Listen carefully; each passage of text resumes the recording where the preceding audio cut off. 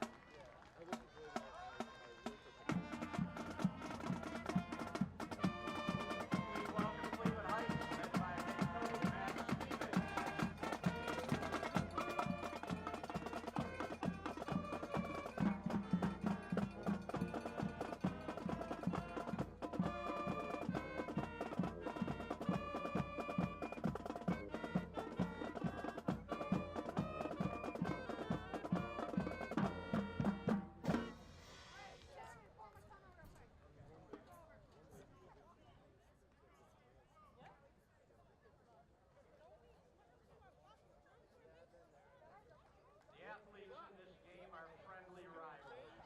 While play may be fierce, all in attendance tonight are reminded that this is a game between youngsters and that sporting behavior is expected. The officials assigned to this game have been selected and assigned according to the procedures adopted by the Ohio High School Athletic Association. Your officials tonight, whom we may occasionally disagree with, but we will always show respect for, are Dr. Jim Bondra. He is the referee in the white hat. The umpire is Rocky Neal. The head linesman is Chris Grayhow. The line judge is Jim Shartman, and the back judge is Joe Carrasco. Dead ball. It was, and I walked up and I said, Led by head coach Jared Good, please welcome your Benedictine Bengals.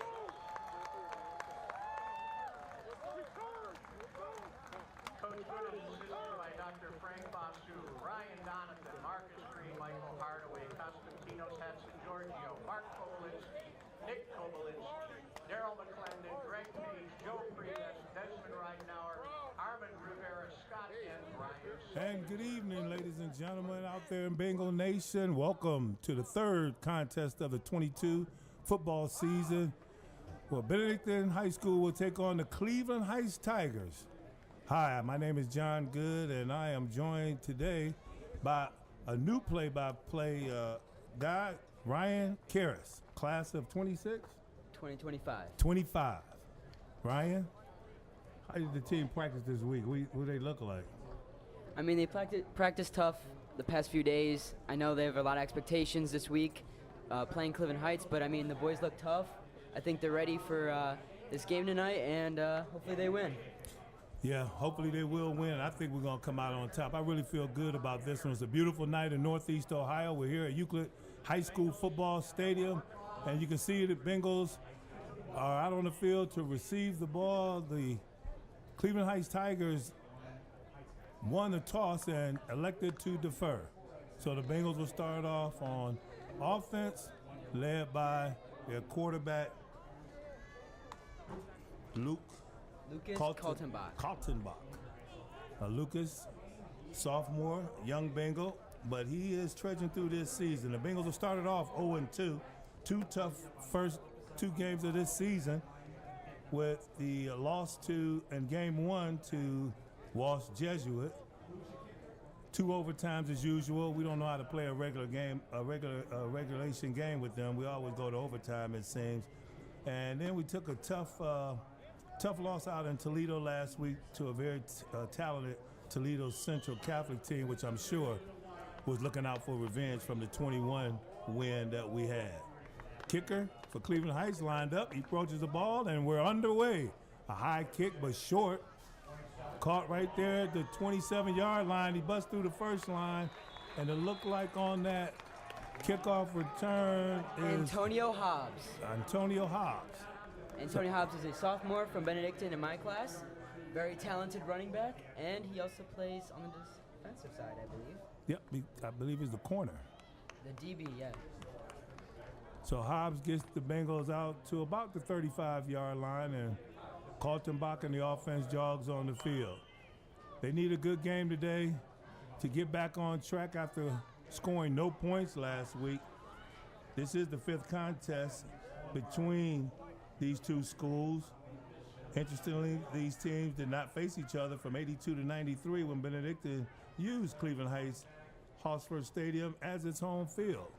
Kaltenbach in the pistol, gets the ball, turns, he's looking, he's got a man, he lets it go, he's wide open. Number 3 catches it, and he is brought down at the 5-yard line. Eric Cloud. What a catch by Eric Cloud from past Lucas Kaltenbach.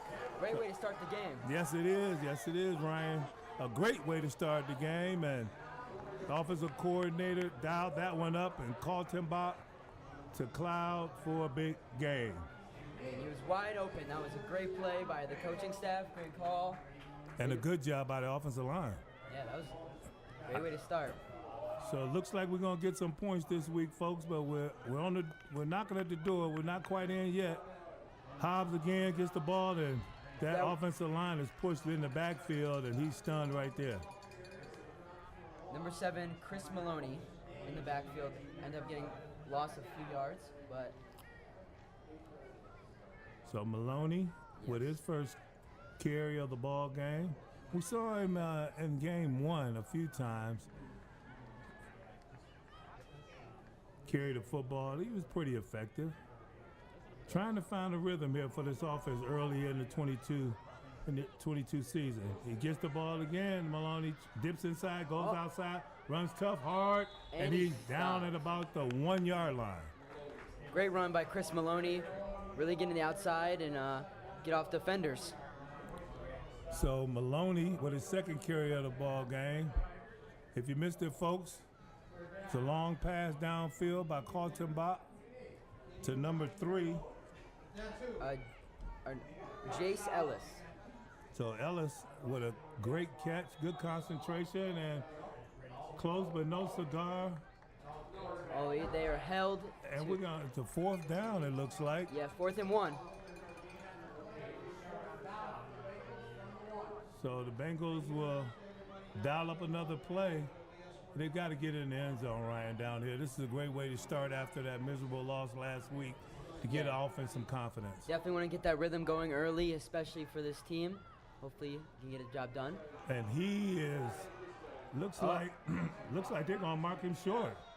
Oh, they hold him back at the There it is, touchdown. Touchdown, Bengals. So good job by the offensive line finally getting it in there. And the Bengals on the board first. Try our extra point, first extra point since week 1.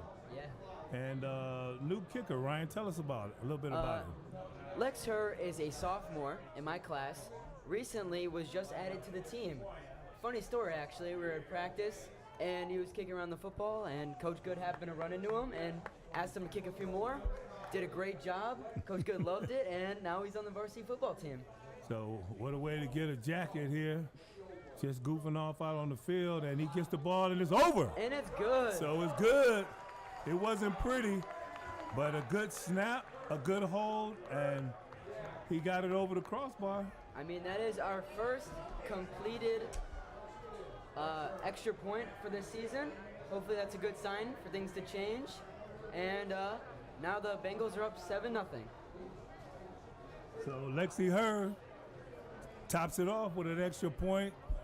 And as Ryan just stated, it's 7-0. Great way to start off the game. Hopefully our defense can hold this Cleveland Heights offense. Well, Bengal Nation, I know the school year has just started, but it's never too early to start looking at your next steps. Visit cbhs.edu/admissions and be a Bengal for a day so you can become a man of Benedictine for life. Ryan, you're not the first Bengal in your family, right, to attend the school? That's right, John. My dad and his 3 older brothers graduated from Benedictine, and recently my cousin Will and brother Jack graduated last year, the class of 2022, and I'm the 7th Karis in my family. Well, good for you. Kick is away. It's at the 15-yard line, and here we go. We got a big hole up the middle. It closes quickly as we bang down number 1. Marquise Davis. So Mr. Davis gets it out to about the 40-yard line, right on the 40-yard line. And the Tigers will take over from there, led by their quarterback, Deron Fair. So Coach Mac Stevens, who's been with the Heights program, I want to say about 10 years. I'm going to check that out for you and give you an accurate number for the Heights out. But Deron Fair, a very, very good quarterback, very quick, agile. Been watching him play since he was 6 years old in the Cleveland Muni Football League. And Jennings arrives there in a nasty mood, and that defense shuts them down on the first play of the game as they attempt to run to the right side. Yeah, it was a great stoppage by Ryan Konechny, catching him in the leg, and great way to finish by Kareem. Ryan, very active this year, leading that defense from the linebacker position, doing an excellent job. And even though they didn't score a point, they gave up 31 last year, he gets better every week, folks. He really does. Second down, there's Jennings again, along with Ryan Konechny. Great way to start off this game, start slowing this run team down, and way to get in those gaps real soon. It's a good job by that defense. They smell blood. They want a victory. We need a victory, and tonight I think is going to be our night. But we gotta keep fair bottled up and make sure we take care of our disciplines, because they have about 3 or 4 skilled guys can really, really go. And there's a first mental mistake of the ball game for the Tigers. Yes, penalties, penalties, penalties. Really going to kill a team in high school football. Yeah, they can. On all levels of football. Yeah. So they'll march it back 5, and Fair has the play. No change. Clock starts. And here we go. We need a big play to get off the field. Fair on the rollout to the right. He sees a man, he throws it. It's on the money. Caught number 8. Perez Lemon. So Lemon on the catch, and a beautifully designed and executed play by the Tigers. Two cats going at it tonight, Bengal Tiger and the Tiger Tiger. We're going to see who's the baddest tiger in the land tonight, huh, Ryan? Yeah, quite the battle we got going on so far. Battle of the Cats. Fair on the center this time. He gives to the pitch it out. I thought he gave it to the fullback. That was a good fake. Owen Bisker. So Bisker with his first carry of the ball game. This team sure does like to run the ball. I believe 3 out of their 4 times they've run the ball and 1 pass. The Tigers so far executing their game plan, so they're not going to deviate too much from it. They're being effective. Good offensive work on that last play on the line of scrimmage for the Tigers. In motions, man, he turns, he gives it to him. He's up the middle. He breaks a couple tackles, and he's almost at the first down marker. It'll be about 3rd and 1. Yep, 3rd and 1. So we got to be stiff in the middle. Look for fair, probably to just quarterback sneak it. Benedictine jumps and gives them a first down. So number 52 right there on the jump. And that is Devontae James. Devontae James is a junior this year on the offensive line and defensive line. Very big and strong kid we have right here. Just a junior, so he has another year to develop. Toss fair, tosses it over to his running back. He's stuck right there a couple times and then gang tackled by the Bengals. The run was by Marquise Davis and stopped by number 22, A.J. Slim. So Slimick on the tackle that time. And it's time to slow these guys down. 6:36 in the first quarter. Clock is running. Fair, number 2, under center. He's been wearing that number since he was 6 years old, folks. Man in motion, turns a little misdirection in the backfield. James missed him flat out as he wasn't sure who had the football. He ran right by him, got up in the hole, and it's a first down. Another run by Owen Bisker. He is quite the runner they have over there. So Bisker, the workhorse early here in the ball game. They keep him on the wing, Ryan, and they put him in motion so you can lose track of him, and then they'll flash and turn and give him the football. So there it is, the fullback, Fair keeps it, breaks a couple tackles, and he is a squirty little thing as he gets it into the inside the 5-yard line. Nope, down at the 6. So on the 6-yard line, where the Tigers have 2 yards to go for a first down. Slow, methodical first possession here for the Tigers. They figured out what works. The fullback has it, and he's down at about the 1.5-yard line.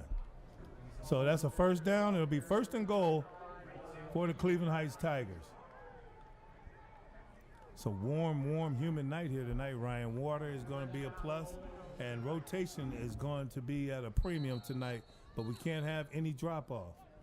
No drop-off at all today, especially with this heat, and hopefully it does not affect our players and they can stay nice and healthy during this hot day.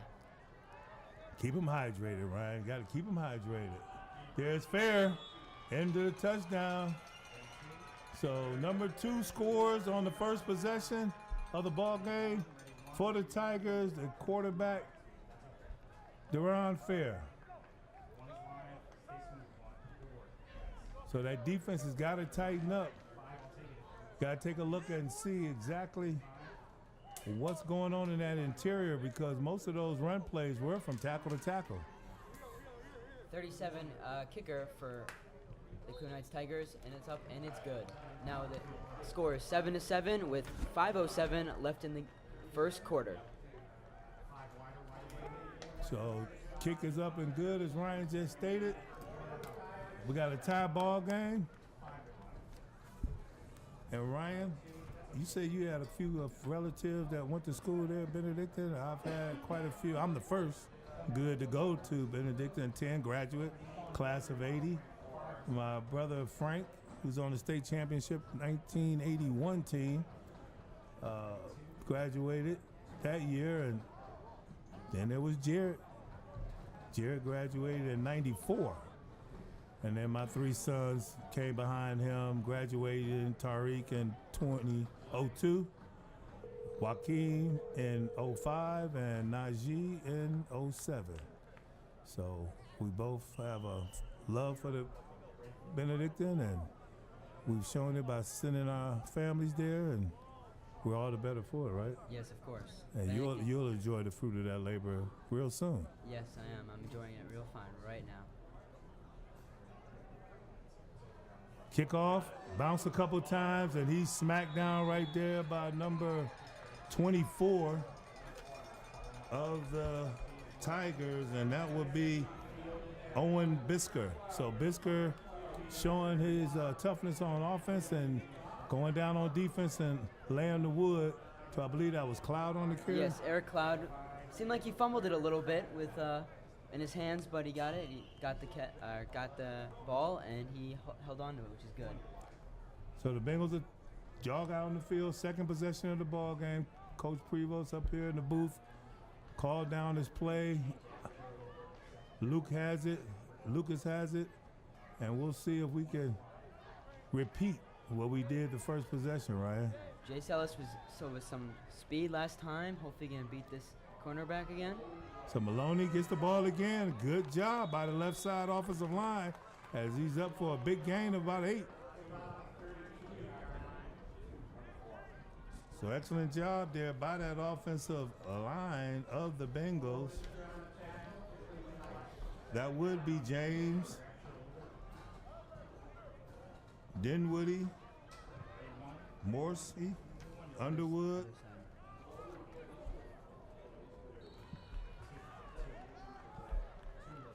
Maloney trying to get to the outside again. Couldn't seem to find it, but hopefully we can get a first down off this play right here. Hopefully we can get a nice pass play. So see what these Bengals can do. And Iliano. So I think I got them all. And Kareem is, he plays both ways. He hardly ever leaves the field, and he's the tight end. He stays in and blocks this time. Kaltenbach throws the ball, and it is not a good pass at all. And first turnover of the ball game for the Bengals. The ball was caught by Antonio Williams Jr. So Williams Jr. tracking that ball in and bringing it in. Kaltenbach walks off the field. He's got to have a short memory. Forget about it. I think it slipped. It looked like he didn't deliver it right. Did it, Ryan, to you? Seemed very short, and Yeah. that's not. Lucas is a very good QB. Very few mistakes that happen, and good thing is that sophomore, he can build. He can still stuff like this can't affect him very much. But they say you gotta have memory like a goldfish. That's like a goldfish, huh? Yeah, short Wow. memory. Short memory, huh? I never heard it put quite like that, but I like it. Memory like a goldfish. All right, Fair under center. First play, second possession. Gets away from Kareem and brought down hard. By Konieczny. That was a great tackle. by Konieczny. Good job laying the wood right there on number 3, who is the ball carrier for the Tigers. Jay Shaw, Wyckoff. There you go. Wyckoff on the carry, and he paid for it. As the big guy put the wood on him. Fair on the center again. The Big's up in the backfield. And there is that man, that bad man, number 52. Devontae James. Mr. James. Good job, James. James had them both. He didn't care who had the ball. He had both of them. They wrapped him up and just threw him right down. Good for him. Good for him. Halftime, we'll be celebrating the 72 championship football team, and he left a little early, so that's a false it will start. be on offense as the running back was leaning at the snap, and he stood out like a sore thumb. So again, that city championship team from 1972 will be honored here at halftime. I believe that win was down at Cleveland Browns Stadium against the St. Ignatius Wildcats, and I believe that might have been the last game at the stadium. Back when the Bengals was in the Senate City Football League. Plenty of time. He throws it deep. And incomplete. That was great defense by Chris Maloney. Really held up that receiver. Very confused. So And now it is 4th and 13, and they will be punting the ball away, it seems. So Maloney, step by step with Marquise Davis. Marquise Davis, running back, DB. He's a sophomore. The Bengals are really young this year, Ryan. I mean, out of the 320 plus points that we scored last year, only 44 returned for the Bengals. Yeah, So people that didn't get in the end zone too much. So at the 36-yard lines, 27-yard line, I'm sorry, 27-yard line, the Bengals will take over. So the turnover didn't hurt us, Ryan. No, it did not, and great way to have our defense step up and take control of this game just like we wanted them to at the beginning. And hopefully this offense can make up for their error and take it down the field with 2:20 left in the first quarter. You know, when you mentioned your last name, Karras, did you have any family members graduate around 80? I think I remember that. Yeah, I had two, Man. 83 and 84, Tim and Tom Karras. Okay, yeah. All right, I remember those guys, yeah. That's great. It's always good to see alumni come back and renew old memories, and can't take that sack. Got to throw it away. Couldn't get away from number 33 on that play. Sean Sims with the sack. So Sean Sims on the tackle. That throws us back. Ooh, way the 11-yard line. back. Way back.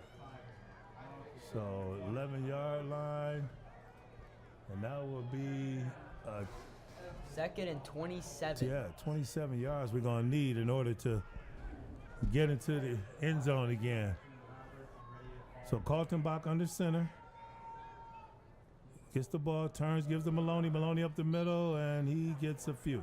Looks like he was stopped at the 14-yard line. So pick up about 2. Looked like there was number 57 on that tackle. Sandell Jackson, the big fella. Sandell actually transferred from Benedictine to Cleveland Heights just this last year. So you know he's fired up to play and play well. Kaltenbach gets the ball in his pistol, looking for his receiver. Nobody's there. He's taking off, and he is running, and there's a flag down, and that's usually sideline warning. Sideline warning for Cleveland Heights. So no yardage will be marked off, and it'll be 3rd down. 3rd and it is a 4th down. They haven't changed it yet, but AJ Green, number 99, will be punting the ball away. AJ is a senior. He is also the varsity goalie for the soccer team. All right. He didn't do too bad last week. Week 1. He's got to be a little bit quicker getting that ball off. And he is, and he gets away a pretty good punt. It's going to take a Tiger bounce, and the Bengals are right there to make sure it doesn't do any damage.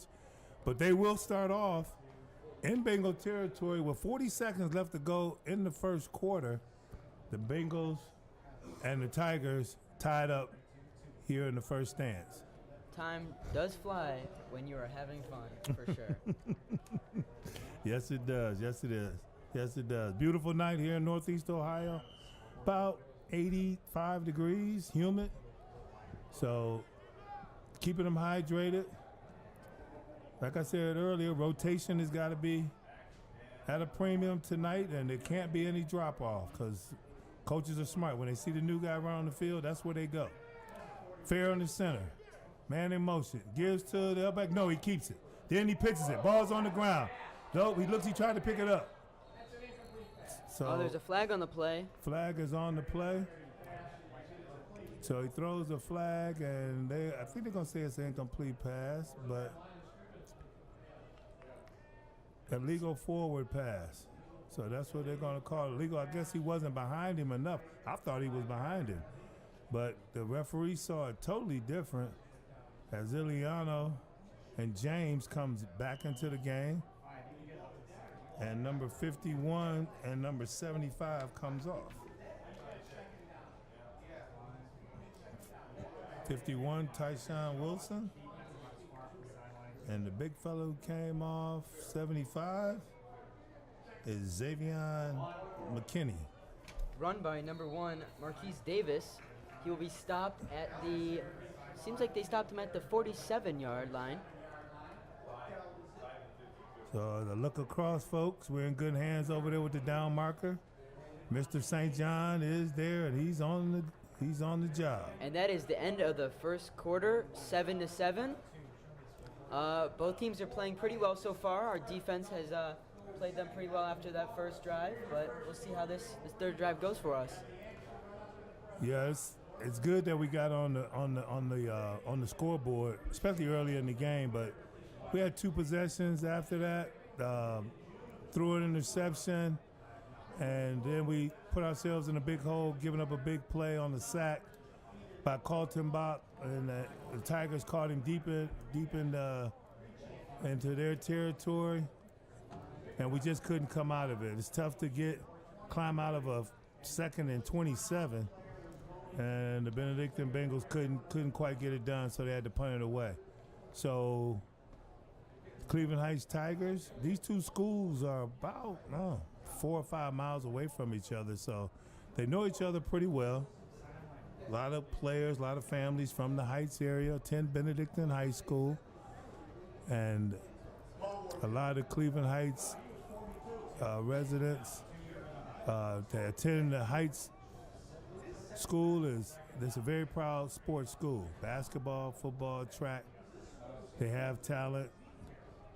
2 very prominent NFL football players, graduates of that school. The Kelsey brothers, Jason Kelsey. And Travis Kelsey, that's correct. Fair turns, he's rolling out right, he looks, he's tackling a little bit, and he runs downfield. Great play by A.J. Slim, way to stop he was moving pretty fast, and he stopped him with his legs. So Slimick on the tackle, a good open field tackle. That's not an easy task to bring down that talented young man in the open field. Nice crowd here. People still filing in. So Cleveland Heights will punt it away as the Bengals defense comes up big and stops them. They got the ball in real good good field position. They were in their own territory, but the Bengals able to stall them. This is going to be a battle all the way to the end, Ryan. Yeah, it's going to be a crazy game. And that ball good is punt. Hit to the 10. And wow, what a dangerous move there by Cloud. But nice concentration. And he brings the ball out about at the 20-yard line. And the Bengals will take over right there with their first possession of the second quarter with the score tied 7-7. Yeah, hopefully our offense can get a deep ball like they did the first time around and see if we can change the pace of this game. Happy Labor Day to you folks out there in Bengal Nation. 3-day weekend, 4-day work week. I think the whole nation should go to 4-day work week. What do you say? I agree. All right, my man. Bengals running the ball there. Looks like number 27. Antonio Hobbs. So Hobbs. Hobbs is also a sophomore from Benedictine. Okay. So a lot of youth on this team. A lot of youth on this team. As I mentioned before, Benedictine scored 322 points in 2021, and of those points scored, only 24 points were scored by players during this 22 season. So Lucas gets the ball and he overthrows his man.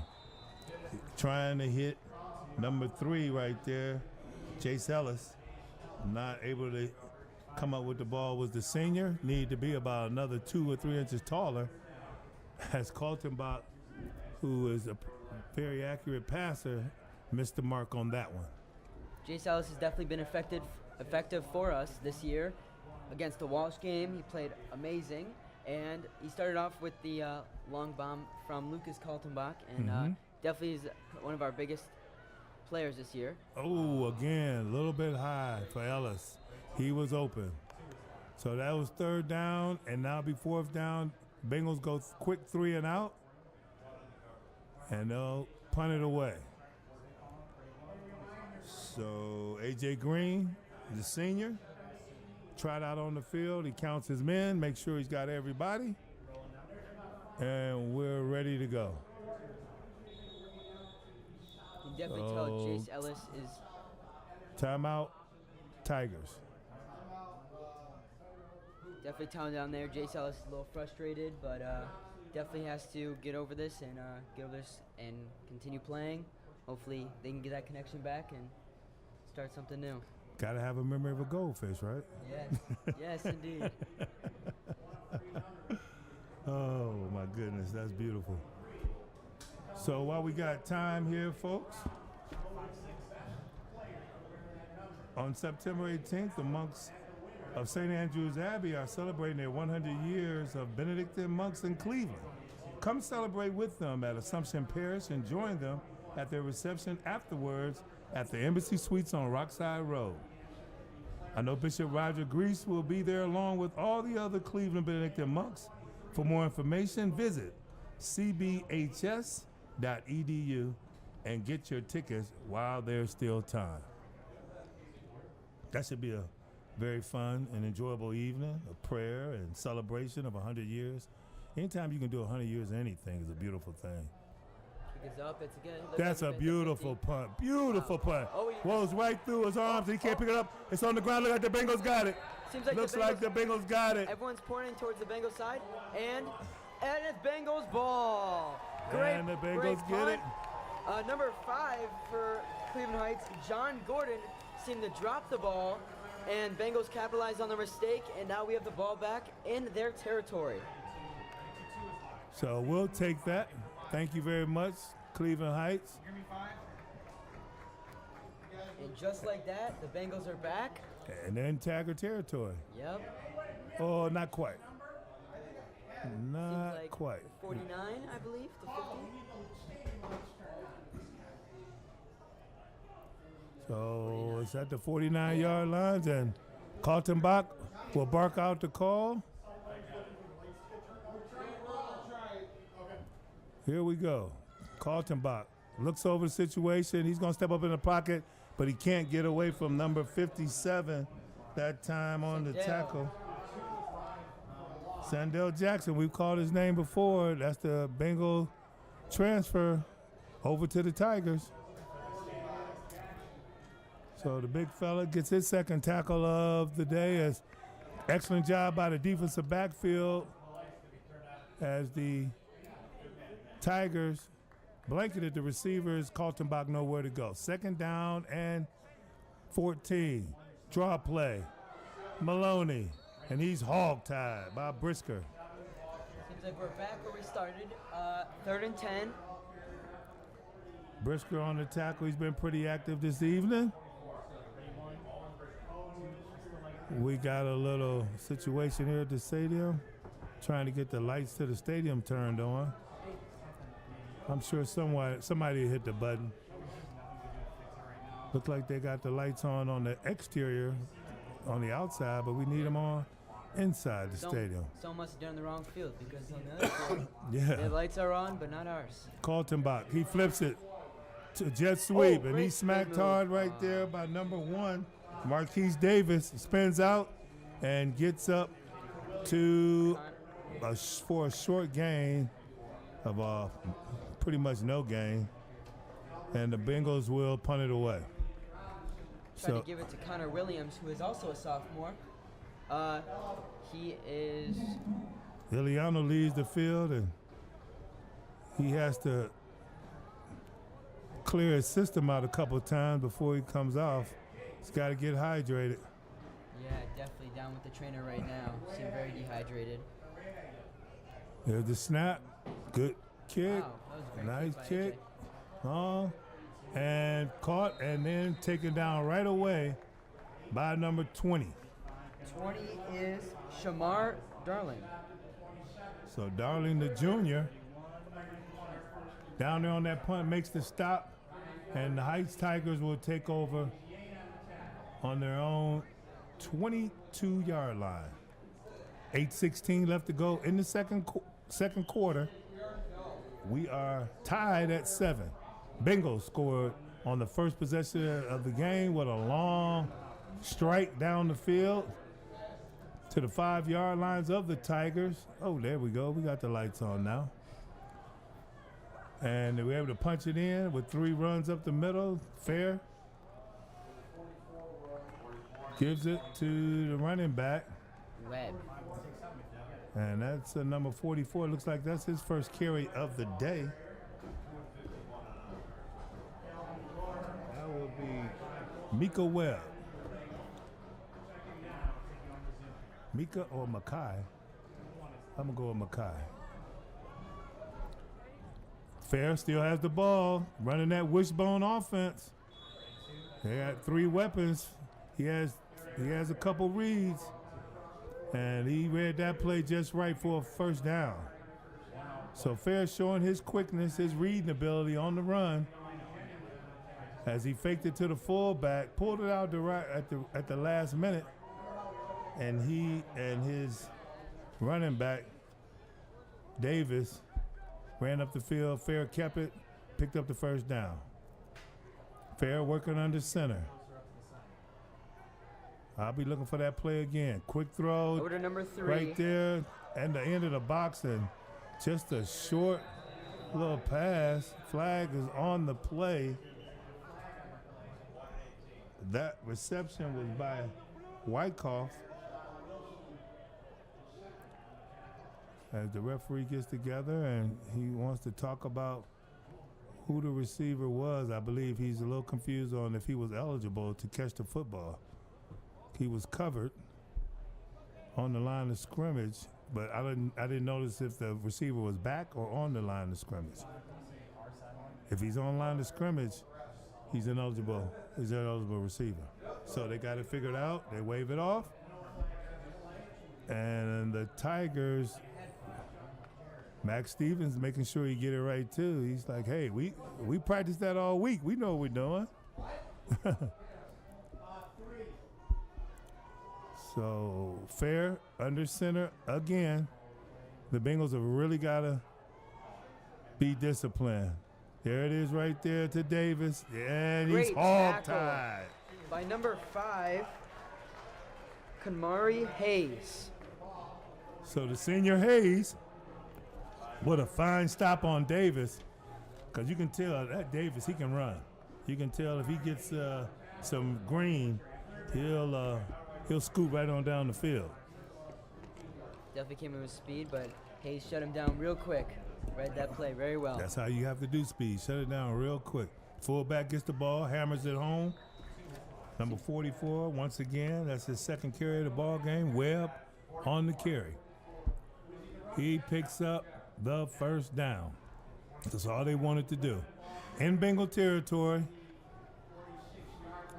the Bengals have got to get off the field. These long, methodical drives by the Heights Tigers is really wearing the team out. Got a lot of guys going both ways, and somebody went the wrong way. Great stuff by number 52 by Devontae James. Great play by him. He's been really effective so far in this game, stopping this offense, and hopefully he can continue doing that. We need it. We're going to need it, Ryan. We're going to need it. This is going to be a tough, hard-fought neighborhood rival fight right here. There it is, the sweep to the right side, and he brought that. Ball's on the ground. Ball's on the ground. Benedictine ball. Great play. We got it. He got smacked hard. That was number 24 on the carry, Owen Bisker, who's done a fine job tonight for the Tigers, but not able to hold on to that one as the gang arrived in a nasty mood, jarred it loose, and was able to hop on the ball for a second turnover for the Tigers. Great play by Aristotle. Really get that ball out and get another turnover of the day already. Heights has had 2 turnovers in this game so far, and it's not even the second half. So we'll take it. Now let's get in the end zone. So Ryan Koneski trots out on the field.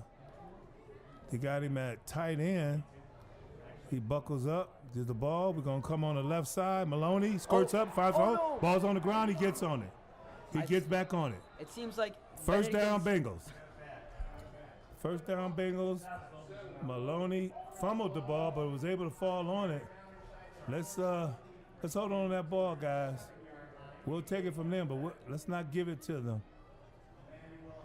That's a great run. Thankfully, he got it back, but can't afford to make any mistakes because gotta finish off theirs. That's right. So Maloney, after that fine run, he takes a blow.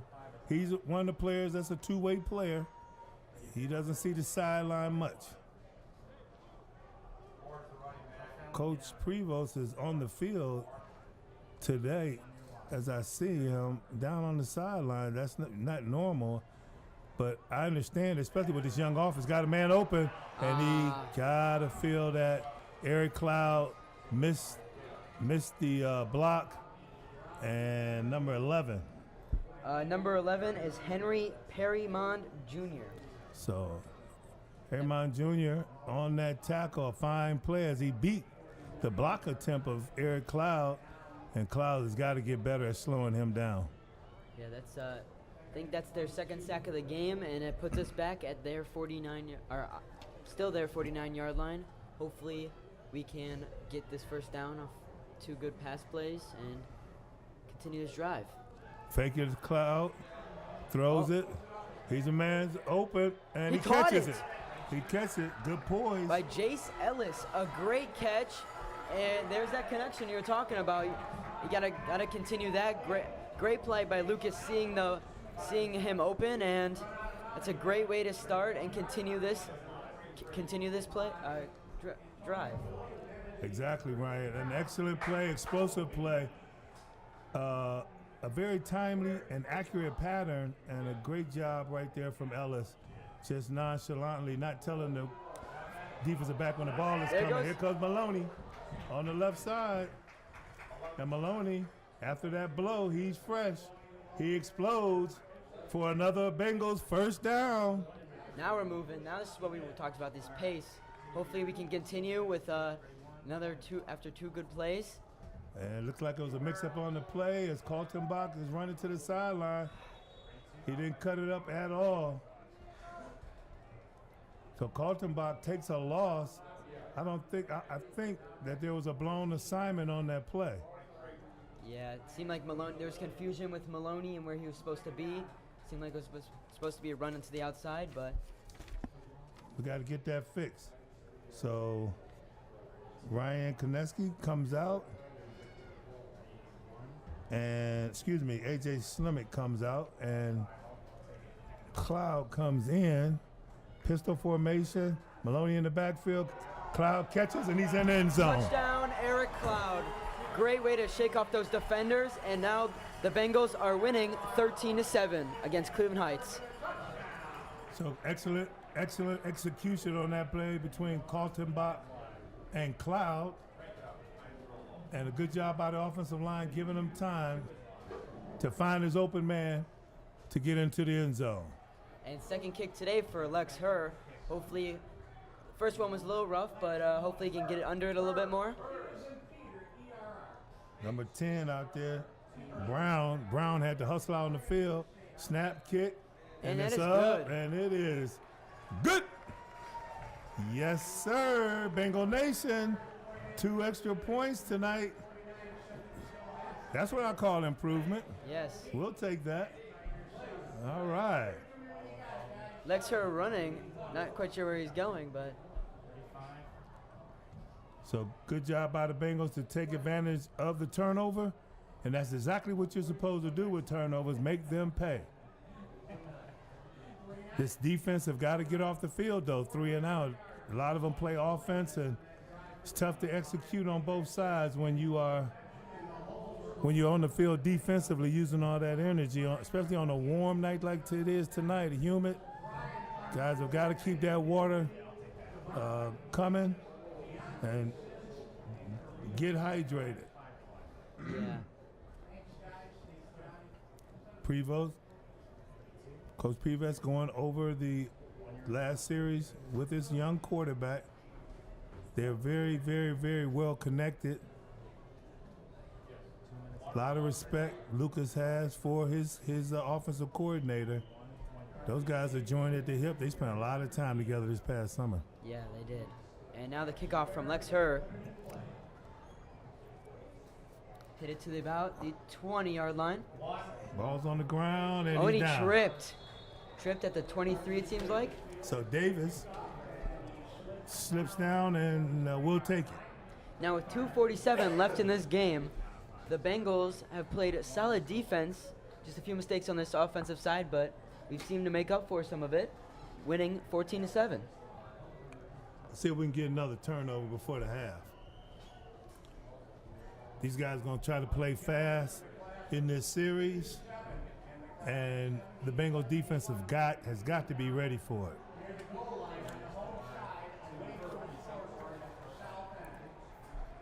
Fair in the shotgun. Running back comes to his right. He keeps it on the keeper. Hold on to him. As number 8 brings him down.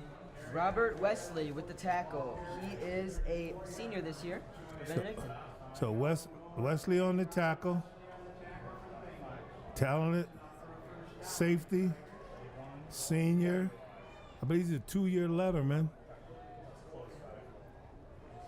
And we don't want to see him make many tackles. If he starts making a lot of tackles, that's bad news. We don't want those safeties making tackles. We want defensive linemen and linebackers making tackles. By the time the safety get him, it's another first down. Fake to Davis, and fair kick goes up in the middle again. Brought down by Slimick. Cam Brown, the junior, seemed to thought he was going to roll to the outside. Stood there, but we still made up for it, and we're still keeping them in tight territory on second down. I think it's second and 6, I believe, with 1:50 left in this half. So the clock is ticking. Cleveland Heights has the football. They're down by 7. Fair Seems to be gets a the flag. ball. Flag on the play, and a good job by James once again. Devontae James. Intensity, drive, energy. Made it to Fair and brought him down. So the penalty on the play. It's against Heights. They're going to decline it. That's a good choice. Now it's third, and I think it's third down. So they decline it, and it will be third down. And 8, third down and 7, I believe, something like that. On the scoreboard, it says 3rd and 6, but we can see Third it's and 8. 3rd and 8. There you go. Yeah. A great play by Devontae James. Really shut down that QB. He's one of the leaders on this defense. Another whistle, illegal False start procedure. on the offense. Yep, Wow. illegal procedure.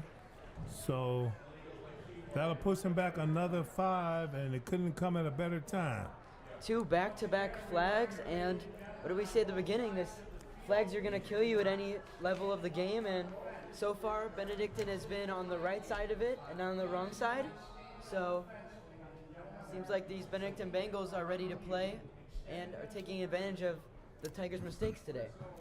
Again, the Bengals last weekend against Toledo Central Catholic didn't score any points, gave up 31.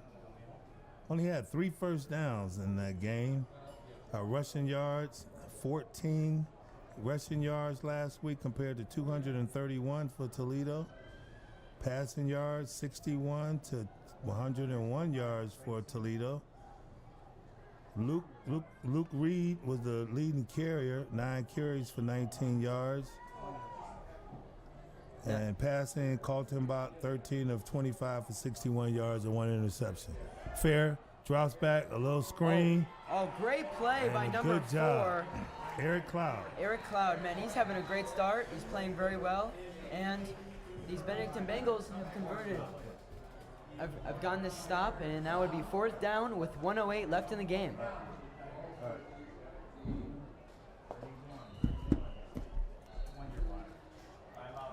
So timeout Bengals. It'll be 4th down. So I'm pretty sure the Bengals are thinking, let's get a return here and get this 2-minute offense going so that they can maybe get another score before we go on at halftime. Yeah, definitely a great stop by our Bengals defense. They've definitely taken control of this offense, reading them really well, reading their QB very well, and hopefully we can get another quick touchdown with 1:12 left in this first half. At least get a field goal attempt. I think with going into the half and the score being with the Bengals being up by 7, field goal attempt by this new kicker would really bring on some confidence, especially if he made it. But just the coaching staff to have enough confidence in him to put him out there to attempt a field goal will make him feel a lot better about his situation here on this team. So far, he's done an excellent job today with 2 extra points. It's a punt. Ball is away. It's high. It's a good punt. Fair catch by Eric Cloud. And the ball stays right there at the 35-yard line. So good job by the Bengals defense as the Cleveland Heights Tigers shot themselves in the foot a few times to help us out, and we really appreciate that. But the Bengals will take over now on their own 40-yard line with time left in the first half. We have a malfunction on the scoreboard, folks. It was supposed to read 1:12, maybe a little less than that, like maybe 3 or 4 seconds taken off the clock. Hopefully these Bengals within a minute can take it down the field and strike again before the first half ends. So now the time will be kept on the field as Lucas drops, sees a man, and dangerously throws it, trying to hit his man with target Ellis, but not able to come up with a connection. Just a little high again, but still a very good, strong throw from him. Hopefully Lucas can change it. Obviously the clock is not running, so it's probably a lot more difficult for him to understand how much time he has, but hopefully that doesn't affect him. Yeah, he was kind of in between on that play. This time they get out a little screen. Man gets beat. Morris gets beat. He got caught looking back. And Kareem was the ball carrier. Taken down by number 57, Sandell. As he has a few words with Sandell. Something after the whistle seems like definitely a little chippy against, obviously leaving Benedictine, going to Cleveland Heights. Some bad blood. Yep. Obviously that fuels them to play a little harder, and Benedictine calls a timeout. And Sandell is a big boy too, so I guess he can talk as much smack as he wants to.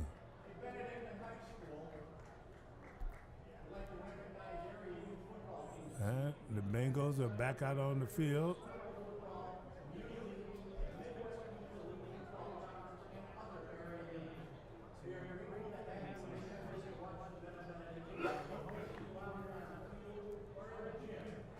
Cleveland Heights defense back out on the field. Kaltenbach waits for him, waits for the referees. Whistle's blown. Now we play ball. Kaltenbach on the center. Eric Cloud in the backfield. Gives the ball. He sweeps around. Great play. Left side. And a good job there by Iliano, as he had a smaller guy that was trying to get off his block, but Iliano, when he locks in on you, he's got you. Iliano recently, more recently, just committed to Maine. Very good for him. Hopefully his football career continues at Maine very well, and he is a very big kid and is very terrifying to play against him. Yes, nice size. Cloud again. Cloud. Oh, breaks the tackle. Breaks the tackle. Davis able to catch up with him and knock him out of bounds. Sorry, folks, we don't know how much time is left in the half, but we have enough time to get down the field. He got out of bounds, stopped the clock as the time is on the field. Good job by Kaltenbach to settle in and deliver a strike to Cloud, and Cloud knows what to do with the football when he gets it. He just takes off. Good job by that offensive line with time for Kaltenbach. So Kaltenbach with Maloney in the backfield, shifts to the left, surveys the field, didn't like what he sees, he throws it away and was able to get rid of it right on time as he was getting heat from 51 and 88. Very smart play by Lucas. Obviously got sacked a few times before that, so hopefully he can. Great, very smart play. So that was Delk. Delk on the play. 22 seconds left in this first half. Hopefully these Bengals can get a touchdown or a quick field goal. So, as my partner said, not very much time left. Maloney shifts to the right, and there's a free, and there's a man. He's open, but he airmailed it. He airmailed it to number 4, Eric Cloud. Eric Cloud, and Ellis was over in that area. I think, Ryan, he was trying to hit Ellis, but like I said, he just airmailed it. Yeah, just got a little too much, and fortunately he made it. Obviously, Eric Cloud didn't turn, but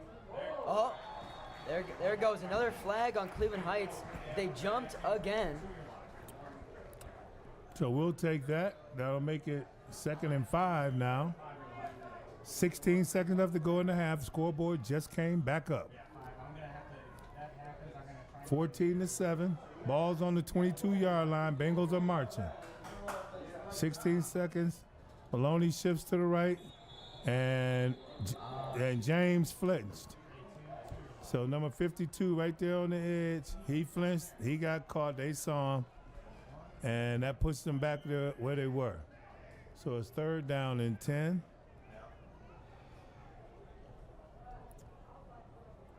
And we'll see if the Bengals can score, take advantage of this opportunity and score before the end of the half. Maloney shifts to the left. Twins on both sides. Kaltenbach surveys the field. He's looking left. He delivers. Man's open. Out of bounds. Caught by number Good 16. job. J.J. Baldwin. J.J. is also a sophomore for Benedictine. I believe he had a touchdown last game or 2 games ago against Walsh. So good job by Kaltenbach delivering a strike right there on the sideline, right where it needed to be, with 11 seconds left to go in the first half. Bengals winning 14-7. Beautiful night here in Northeast Ohio, 85 degrees, pretty humid. Sun is setting, and it looks beautiful. You know, with 11 seconds left in this first half, see what they can do. Trips, a lot of blockers out there. As he tries to bang it into the end zone, 6 seconds left to go. And that was Cloud on the carry. He had Hunt over there. He had number 16 over there who you just talked about. J.J. Baldwin. Yeah, Baldwin. He had Iliano over there. You got to put your head down, Cloud, and get in. Come on, man. You got to want it. With 6 seconds left, let's see if this Benedictine Bengals can get this touchdown. Again, at halftime, the 72 City Championship team will be honored. Motion, in and out, going back out, Kaltenbach up in the air, and the receiver stopped running. With 2 seconds, I believe. It says 1 on the clock, but 2 seconds left. Lexer will go for the field goal. 1 second left in this first half. Hopefully he can get under it like he did time before that and get us 3 more points to end this first half. So both of the executed extra points was not the prettiest that I've ever seen, but they got over the crossbar. This is close to extra point territory, and we'll see if our kicker, whose first game as a Bengal, can keep his streak alive. And it's blocked. It's blocked. It's a live ball. It's a live ball. Great play by Lex Hur to realize the ball was blocked and go out for number 15. And that will end the first half. So at the end of the first half, the Bengals lead the Cleveland Heights Tigers 14-7. Folks, again, on September 18th, the monks of St. Andrew's Abbey are celebrating 100 years of Benedictine monks in Cleveland. Come celebrate with them at Assumption Parish and join them at their reception afterwards at the Embassy Suites on Rockside Road. I know Bishop Rogers will be there along with all the other Cleveland Benedictine monks. For more information, visit cbhs.edu and get your tickets while there's still time. Hope to see you there, folks. Halftime of the Bengals game, game number 3 in the 2022 season. Ryan, what's your take on the first half? Definitely Benedictine, after they started off with that great pass by Lucas, definitely slowed down a little bit with the turnover, but Cleveland Heights made some mistakes so far, and we've capitalized on them, and now we're winning 14-7. Obviously, blocked field goal does not help us, but our defense is playing really well, and I'm really glad to see that we're finally playing some good Bengal football. I agree. How many penalties did you see for the Bengals in that first half? Maybe one? I think it was 2. I think unofficially, I'm not sure, but I believe it was 2 flags for us, and I think the Cleveland Heights Tigers had at least 5. Okay. Look at those fine gentlemen coming out there on the field. Wow. 72 championship team. We got 1, 2, 3, 4, 5, 6, 7, 8 guys, 9 guys that were able to make it tonight. I wonder if they all started. There's Jumpin' Joe Record out there. There's also the first All-American football player ever to play at Benedictine High School out on the field. His name at the time was Claude Nunnery. Today he's known as Cardell Parker. Number 72, attended Louisville University of Louisville. Joe Record attended South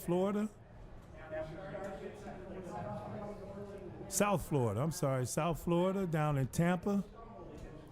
And the other gentleman I don't quite recognize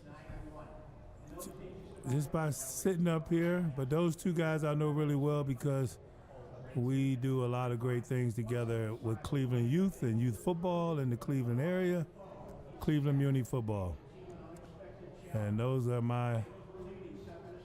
couple of my mentors.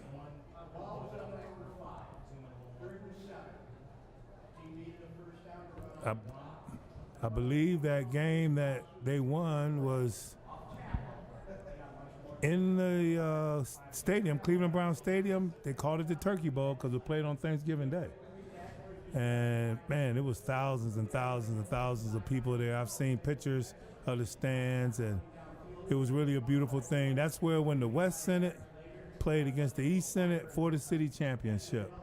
At that time, there was, I believe, 4 parochial schools in the Senate.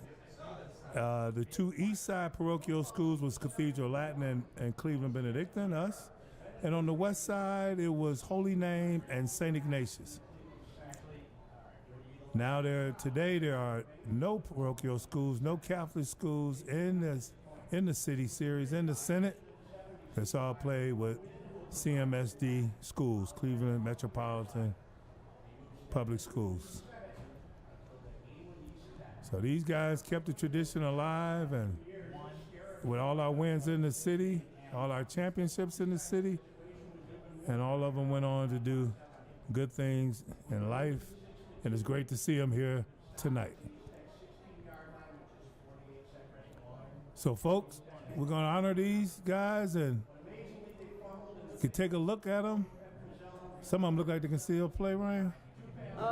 Questionable. I'd like to see them run the 40-yard dash before I sign them up for anything. Yeah, well, you better have EMS somewhere nearby, too.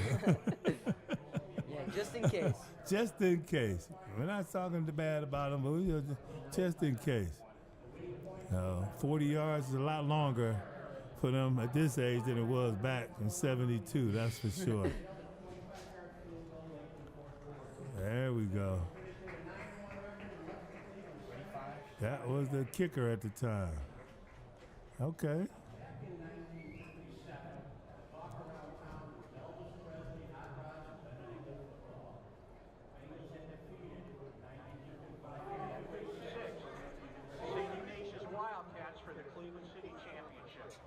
How could they possibly top those 2 seasons? Well, they did. It was simple, it wasn't easy.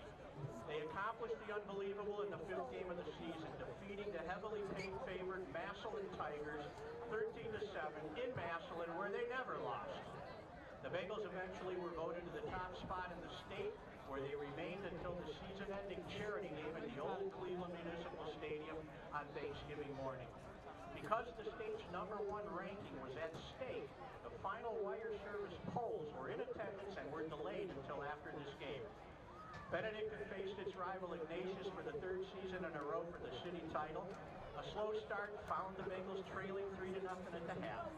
But after intermission, senior halfback and game MVP Gary Hansley scored 3 touchdowns, and George Sefcik added another for the Bengals' 27-3 victory that wrapped up the city title and the state championship.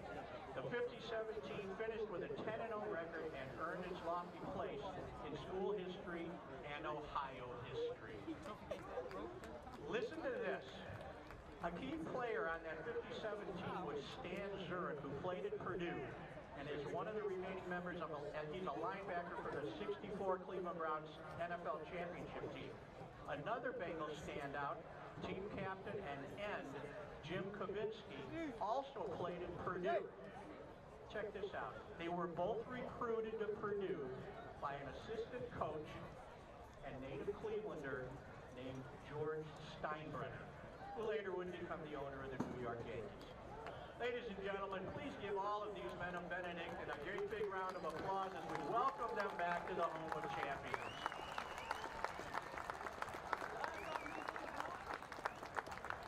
Thanks, guys.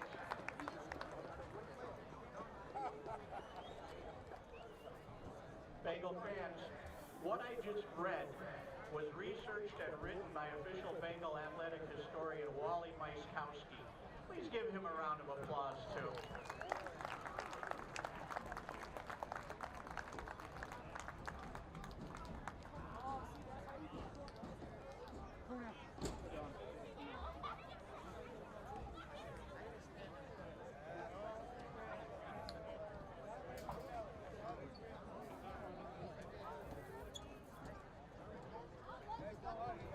Good evening, ladies and gentlemen. Under the direction of Lily Vandenberg, matron instructor Mia Jordan, percussion instructor Joey Will, senior band captains Brandon Jordan and Molly Machekas, we are proud to present the 2022 Benedictine Beaumont High School Marching Band.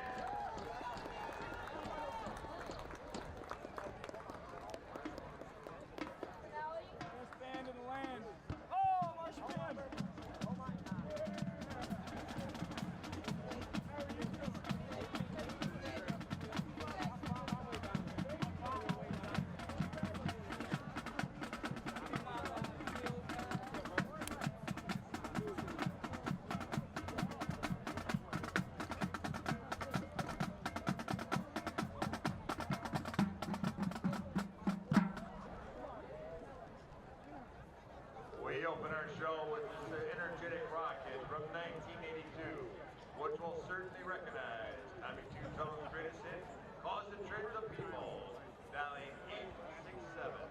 867-5309, and asking for Jenny.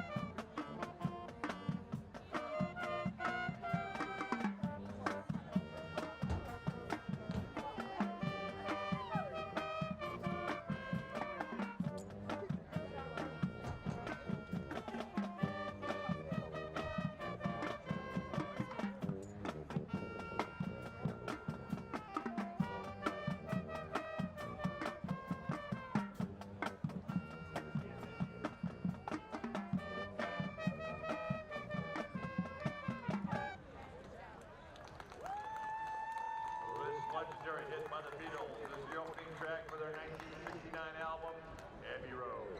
A rotary phone was used to make the sound heard before each verse, and that is the chorus of this song, which is a Grammy for the best engineered recording. Please enjoy. Together.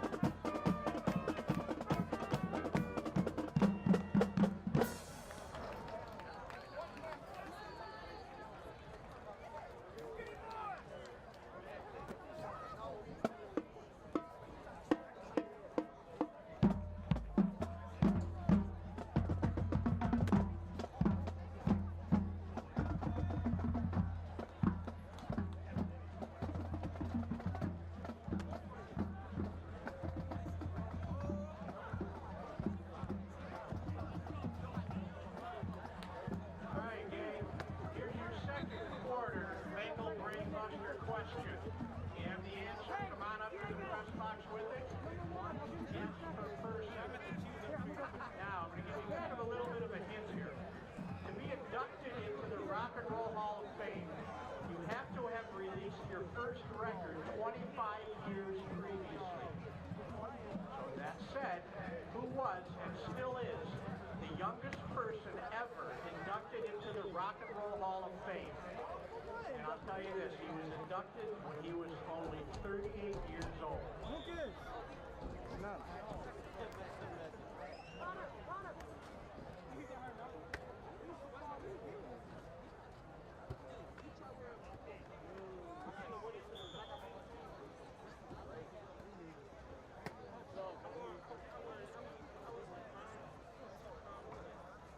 Once again, I want to know who was the youngest person ever inducted into the Rock and Roll Hall of Fame. That person was inducted at 38 years old. I think we got a winner.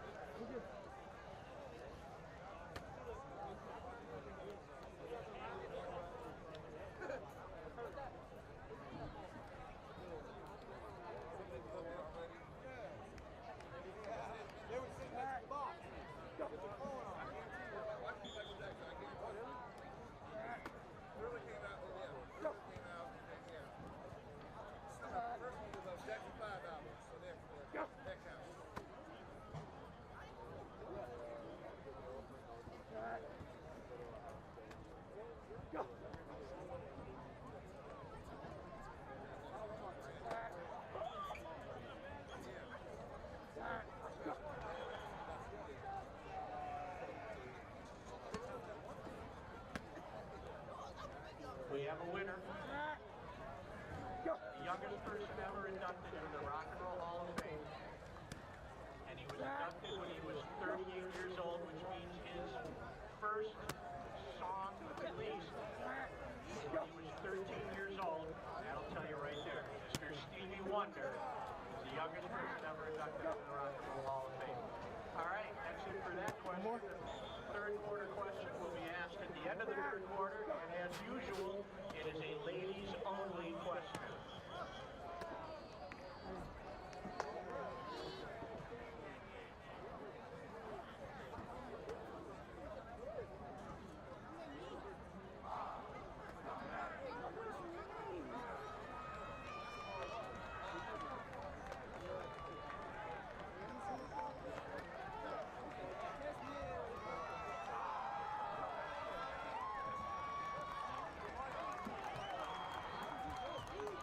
Jim, 3 minutes. Okay.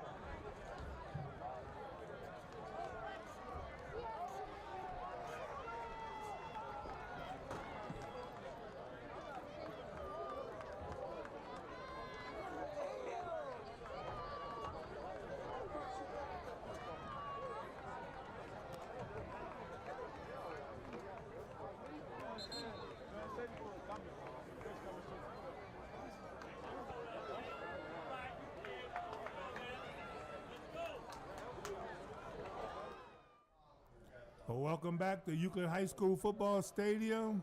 My name is John Good, and I'm here with my new partner, Ryan Karras, class of 24. The Bengals are up 14-7. As the second half is about to be underway with the Heights Tigers receiving the football. Bengals defense have bent but not broken tonight, Ryan, and come up with a couple big turnovers. Yeah, it's been crazy so far this game. Thankfully, our defense has been playing really tight, and hopefully we can continue. A fumble with the ball again. And that was number 5 trying to field that ball, but couldn't get it quite cleanly. John Gordon. So Gordon, with a little muff of the ball, falls on it. Heights will retain possession as they set up the yardsticks, and we'll get started here in the second half. John was the reason they fumbled last time on the punt by A.J. Green.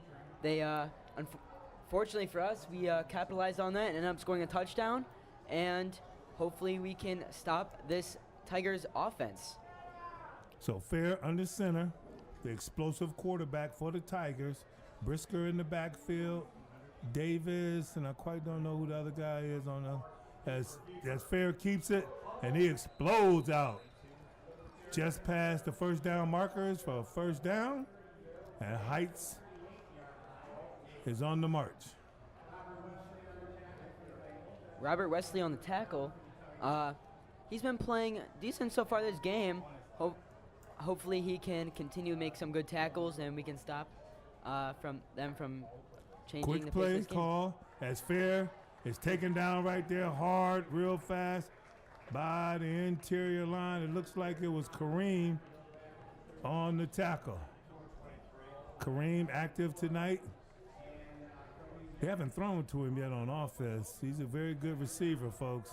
He knows what to do with the football as well. He's got quickness, he's got good feet, but mostly making his impact tonight on defense. One of the most highly recruited players in the area. Getting looked at by all the Power 5 schools as Brisker brutes his way out over the 40-yard line and will settle at the 42. 10:49 and counting. A.J. Slimp on the tackle. Slimp and Konecki being very active today.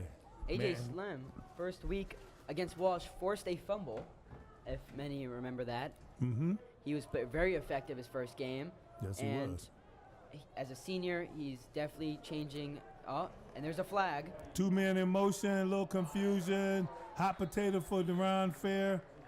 And Darion flipped it to his running back. That was number 5 that time, which would be Gordon. So Gordon and Davis in motion at the same time, and the Heights can't afford too many of those. They were marching. It'll be 4th down, and they shot themselves in the foot a couple times, and unfortunately, fortunately for us, they have to punt it away.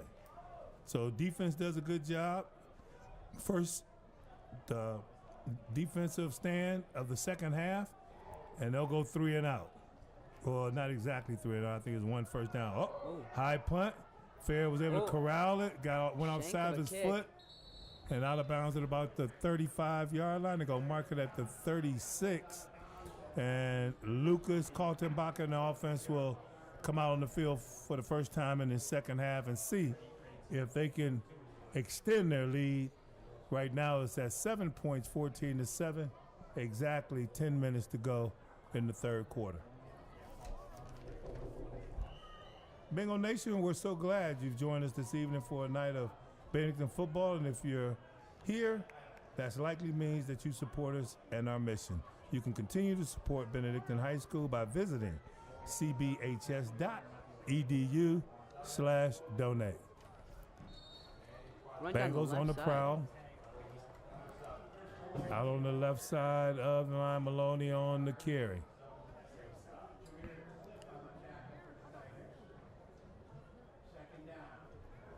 So second down, short gain. We're looking at long 9. No huddle for the Bengals. They mostly just walk up to the line of scrimmage, get their signals from the coach, and they're at it. Kaltenbach on the center, fakes it to Maloney. It's the Caesar man, throws it to 22, and Number 22, A.J. Slim had it in his hands, and when he fell to the ground, it must have kicked off his leg. So Slim, not usually the target of passes, did an excellent job getting his body turned to get both hands on the ball, but not able to keep his feet. And when he hit the ground, it jarred it loose and popped it up in the air a little bit. I thought that the defender might have a chance to come under it, Ryan, and be a turnover, but not quite. So Lucas just off the mark with that one. Comes back, and then Cloud drops it. So two catchable balls falls to the wayside, and the Bengals will punt. So both teams on their first possession of the second half, they'll go 3 and out. And we will have our brand new, no, not a brand new punter. We had a brand new kicker. But the punter comes out.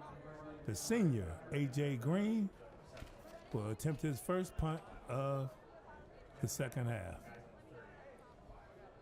A.J.'s kept fairly well today. Hopefully he can continue this. Not a bad punt. Catches on the 30, 27, finds an alley. Set flag, and the punter with a smack, and the ref threw a flag. I don't know why. Was he out of the field to play? I don't believe he was. Maybe might have been excessive celebration.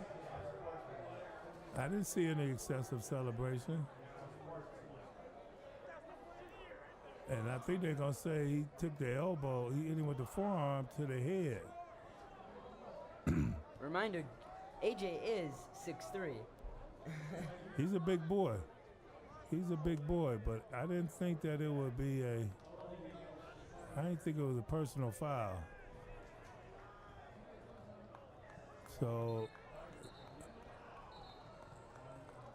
it looks like it's it's offset unless this is a dead foul, dead play call on a personal foul. So that one is declined, it looks like.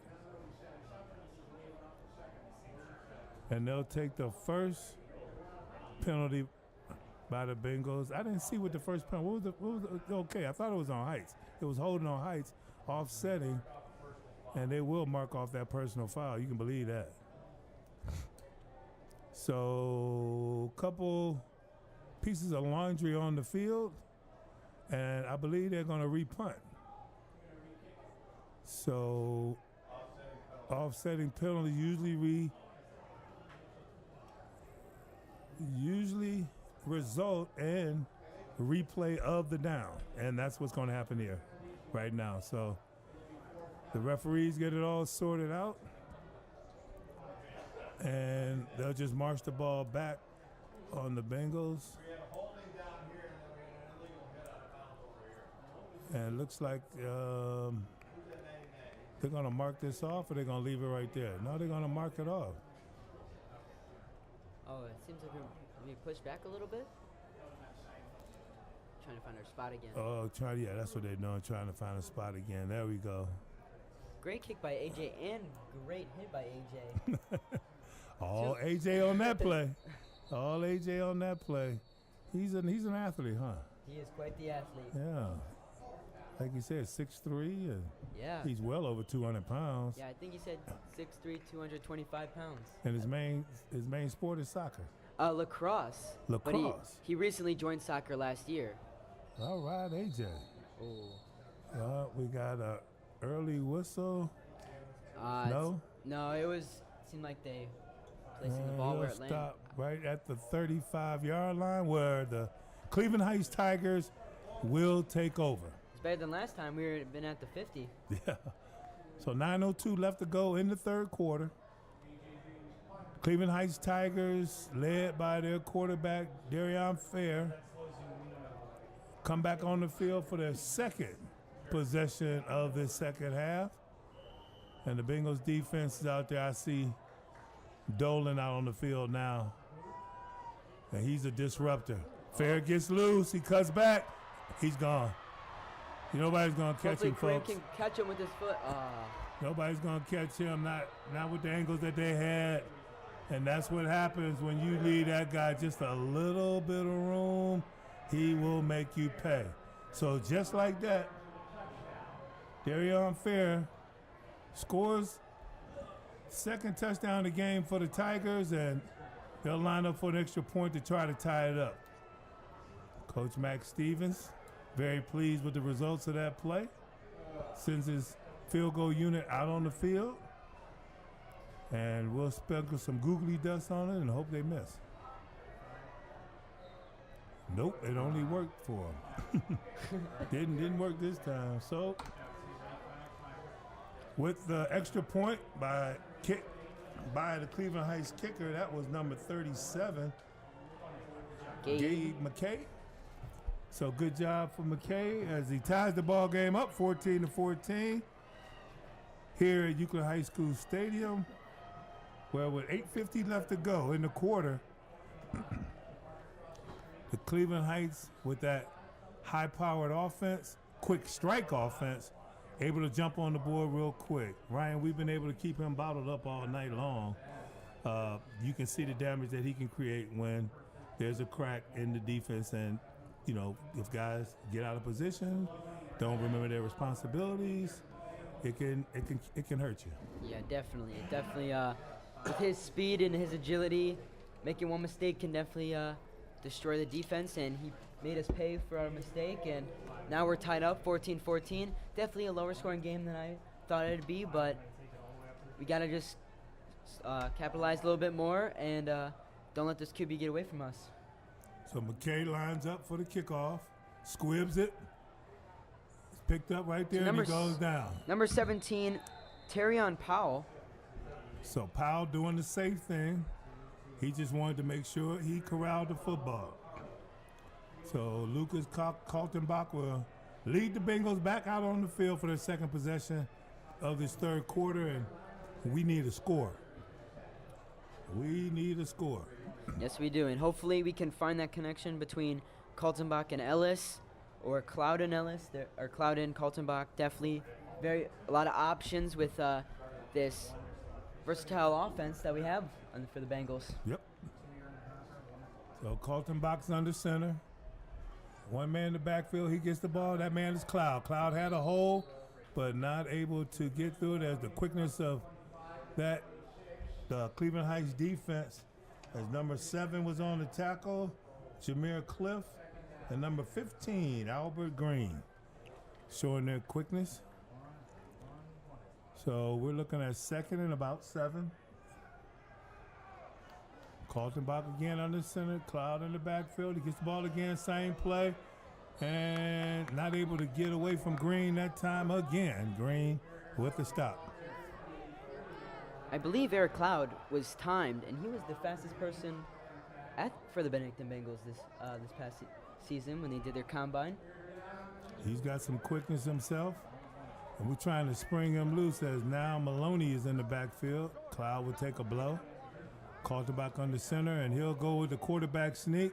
Did he get it? No. And he is. It looks like they must be a yard short. I hope he got it. I can't tell from this angle. Yep, they gave it to him. He got it. I thought he got it. Yeah.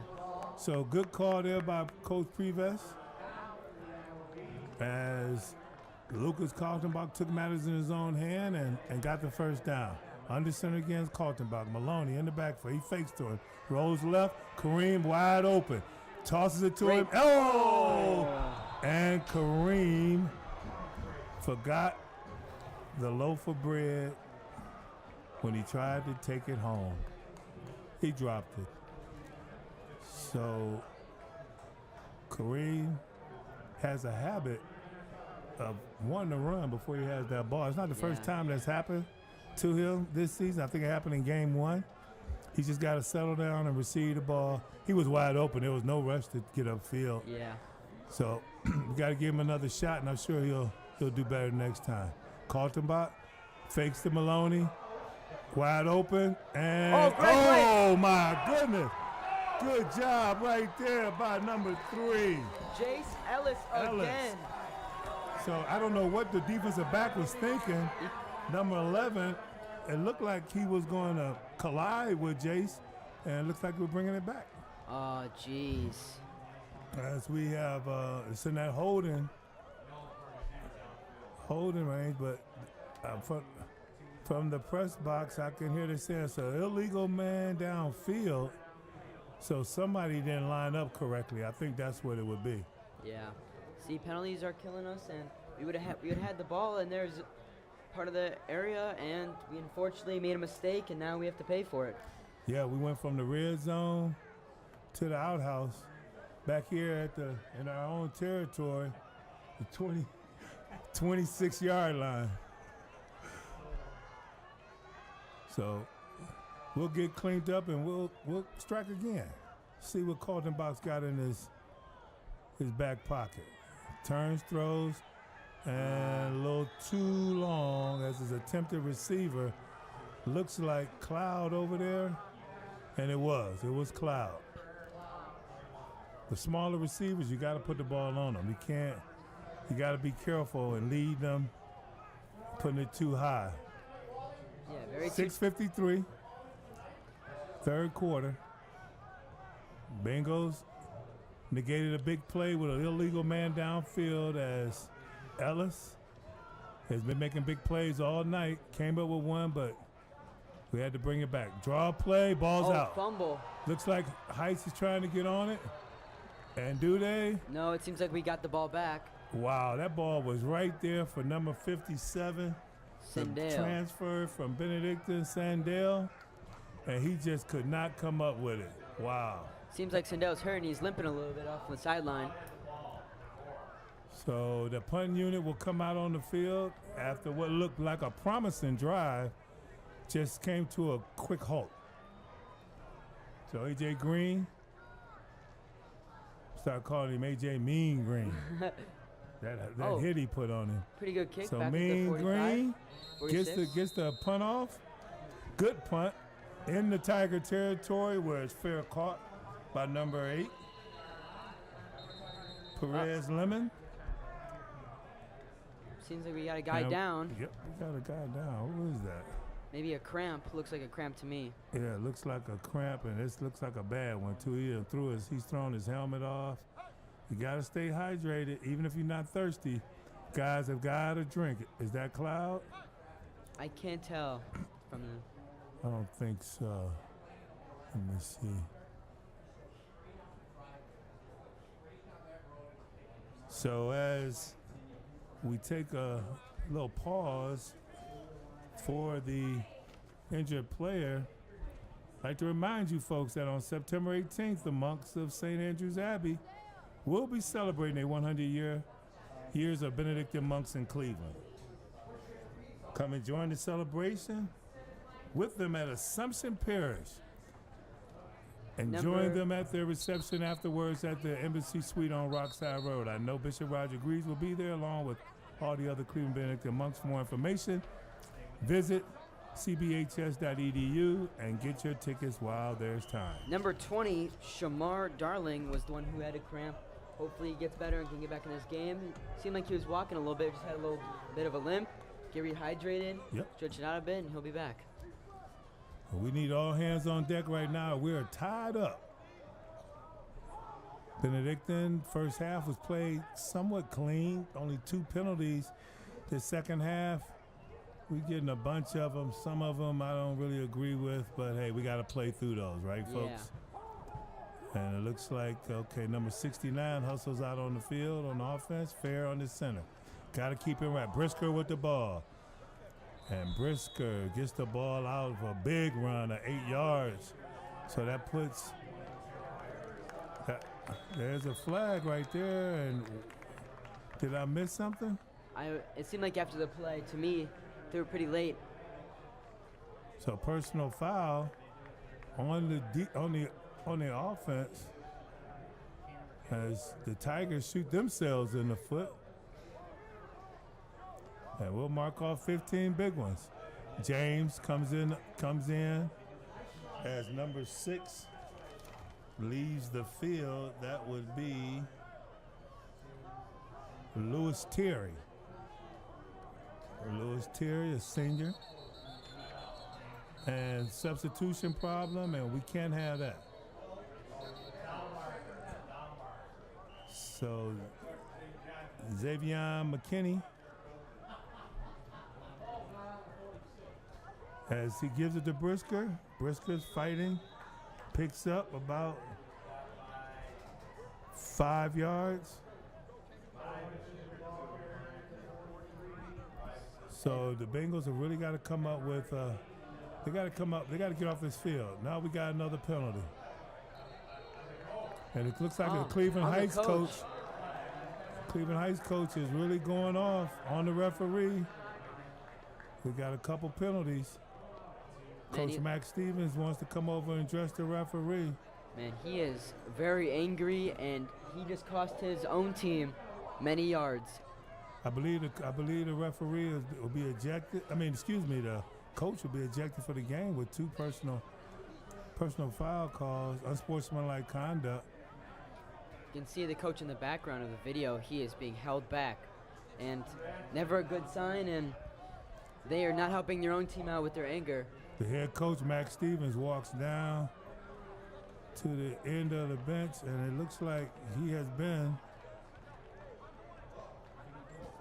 he's not disqualified. It looks like he's talking to an administrator for Cleveland Heights And it's probably the AD. In this case, they go to AD and they talk to them about He is on the field they again. possibly just protesting the ball game, playing the game under protest. I don't know what spawned it. It looks like wow. it's been a fairly evenly called game. And this is very uncharacteristic for the Cleveland Heights football staff, folks. I've been in a couple of their games. They're a class act. Oh, wow. They have been brought back a lot, and the coach is still very angry. They are back at least 15 from their own line. That's about 30 yards, 25 yards. They're looking at a third and about 30.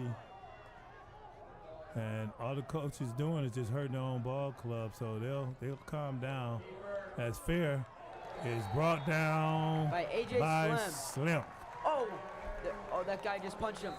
Number 71 from Cleveland Heights just punched number 8. So now we got an ejection as number 71, his name is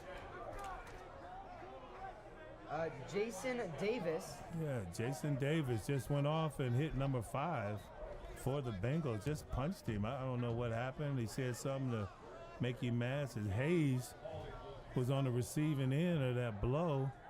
And now you got a player that's been disqualified from the game, and he has to leave the ball game. Cleveland Heights fought their way back into this ball game, tying it up with the second possession of the second half, with a long run by Darion Fair, and now they are melting down. We hope they get it together. Emotions are killing teams, and they're a player probably ejected, and their coaches both losing and just killing this Cleveland Heights team so far in this third quarter. It really is, and it's sad because you want the game to be decided between the lines, not with frivolous penalties and not with bad calls by referees as well. But tonight it seems like the refs have been evenly calling the game, as I mentioned before. And so there's a punt. Did they go for it? Very high Short kick. Got to find the ball. Takes a Benedictine bounce, and there's touchdown right there by number 15, Albert Green. So Albert Green did a good job of downing the ball. Bengals are in very good field position, and with 5:13 left, I mean, they can do some serious damage, hopefully get another touchdown, and capitalize off Cleveland Heights coaching staff and one player's mistake. Yes, you gotta keep your poise. Coaches have got to keep their poise as a good example for their team. You can see how it can cascade onto the field with the player throwing the punch after he sees his coach all mad, and that's what players do. They like to protect their coaches. Wide open is Cloud, and Carlton Bach has just got to settle it down and just play catch. So incomplete pass, second down and 10 again. Bengals in Tiger territory. As 5 minutes and 10 seconds to the left in the third quarter. Score tied 14-14. Twins to the left. Single back in the backfield. Single receiver on the right. Maloney shifts to the left. He's going long. He's wide open. And he catches it. Touchdown! Bengals! Caught by number 16, J.J. Baldwin, the sophomore, his second touchdown of the season. J.J. is very talented, and that was a great throw and great catch by both those guys. Good job by Carlton Bach bouncing back from that previous pass, right? Yeah. And having that memory of a goldfish. And hitting the strike, delivering the score for the Bengals. All right, Lex going up for his third attempt of the day. Extra point up, and It it's is going to be good. So he's getting the hang of it, folks. He is getting the hang of it, building up that confidence. Great job right there by our kicker. I'm loving it. I'm loving it. And that is, again, Lex Herr. Lex Herr is a soccer player, a hockey player, a lacrosse player, and now a kicker for the football team. Wow. Wow. Very talented person. Yes, he is. Yes, he is. And it's great that the school offers those sports. We didn't have all those sports. We didn't have soccer. We didn't have lacrosse. But those are two of the fastest growing sports, I believe, in the country. The collegiate community definitely embraces it. And they do an excellent job of playing lacrosse on the East Coast. I mean, that's just tradition. Yeah. Soccer is just all over the world, and now it's becoming a fan favorite right here in the United States. Yes, indeed. So he's got some options, and that's what life is all about. Yeah. It's about options, positive options. And as a man of Benedictine, we like to see that and propagate it throughout our lives. Kickoff, there's their approach. High, pretty good kick. And it goes through Davis' hands. He mishandles it again. We got him bottled up. Now everybody stay in their lanes. And number 8 delivers a blow as he... Robert Wesley. So Wesley, good job by Wesley. And brought down as Davis. They just can't seem to cleanly get those balls back there on those kickoffs, huh? That's what they were struggling with in the pregame. And now we're finally capitalizing off these mistakes. And now they've got pinned down in their own 8-yard line. Hopefully we can capitalize again off these critical errors. Well, I'm sure that's Coach Good's plan. Jerry Good in his 4th year as head coach of the Benedictine Bengals.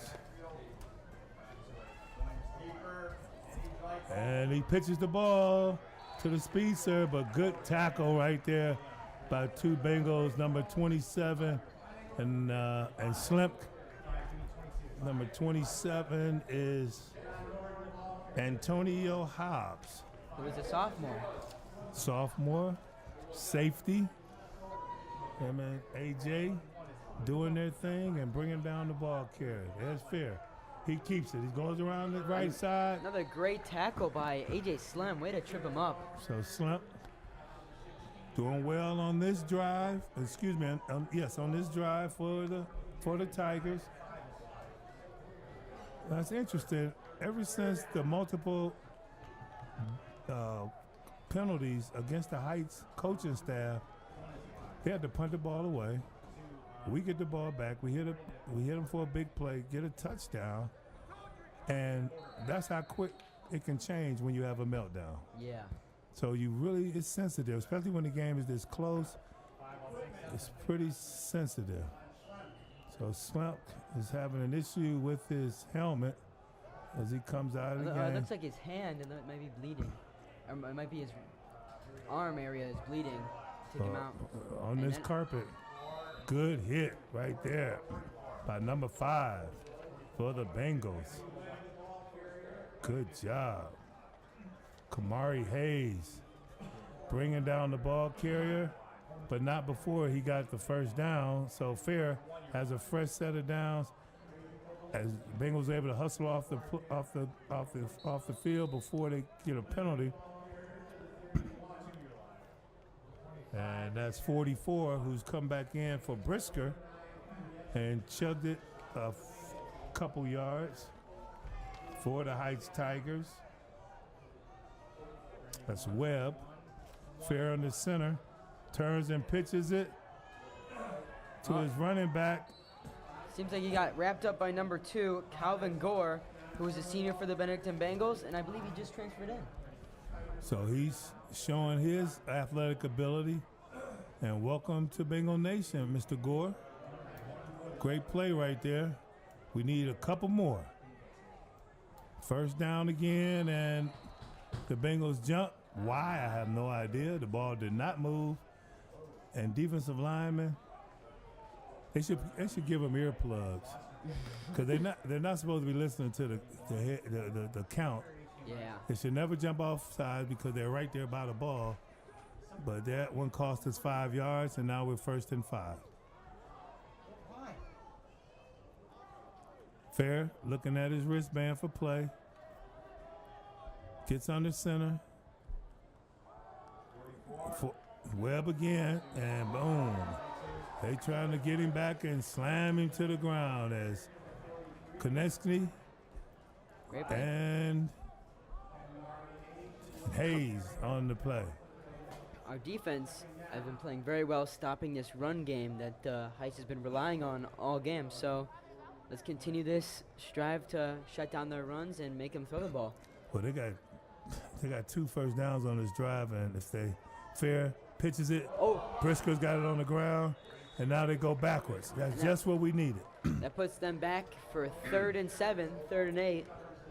So that's just what the doctor ordered right there, as Heights was marching, and that's what we need. We need them to make a couple mistakes, get out of their rhythm, so we can take advantage of them. Yeah, 3rd and 9 with 1:35 left in this 3rd quarter. The Bengals starting to show a little bit of a rhythm. Hopefully we can continue this. Defense is playing very well, and Webb is in the backfield. Fair under center. Fair looks in the throw. He's got a man, and no. Great play by number 7, Chris Maloney. Swatted the ball out of the air. Very heads-up play by him. Good defense by the defensive back of the Bengals. Looked like it went straight through Maloney's hands. Couldn't quite come up with it. But more importantly, it's 4th down. And the Heights Tigers will punt. Fair handles the punting duties as well as the quarterback duties for the Tigers. And he'll punt this one away reluctantly. 1:16 left to go in the 3rd quarter. Bengals up 21-14. Beautiful night here in Northeast Ohio. There's the snap. Fair gets the ball. He kicks. Short kick. And Tiger, I think that was interference. He could have been called for interference as Brisker was right in front of Cloud's face, and the Bengals will take over on their own 33-yard line. Folks, I hope you're enjoying the telecast tonight. You're having no issues with the stream. Everything is looking good, and Mr. Devers, the moderator and the leader of the media department for Benedictine High School, does a fine job with his crew of bringing this to you, to your homes, to your tablets, to your laptops, to your phones. Technology is a wonderful thing. Pitched out to number Chris Maloney. And Maloney is gang tackle right there, but not before he picks up about 3 yards. Oh, excuse me, a yard. Gordon on the tackle for the Heights Tigers. As you see, running into the game is Gordon, and leaving the game is Golden. Kareem Hunt. That was Maloney right behind Kareem's block.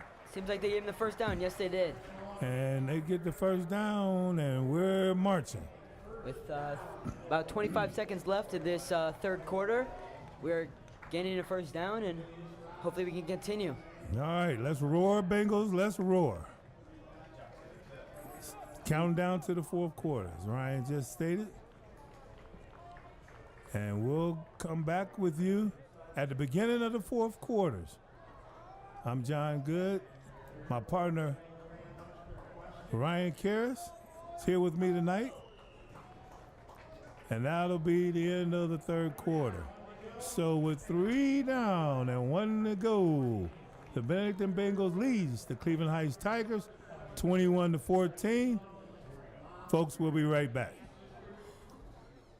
Ladies only. I'm going to give you 6 names of characters in a popular ladies movie, chick flick, if you will.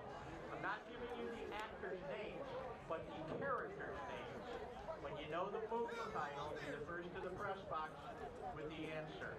Here are the characters in this movie. Mr. Gilbertson, Joe Paxson, Grandma Annie, Andrew Paxton, Margaret Tate, and Grace Paxton. You know the name of that movie?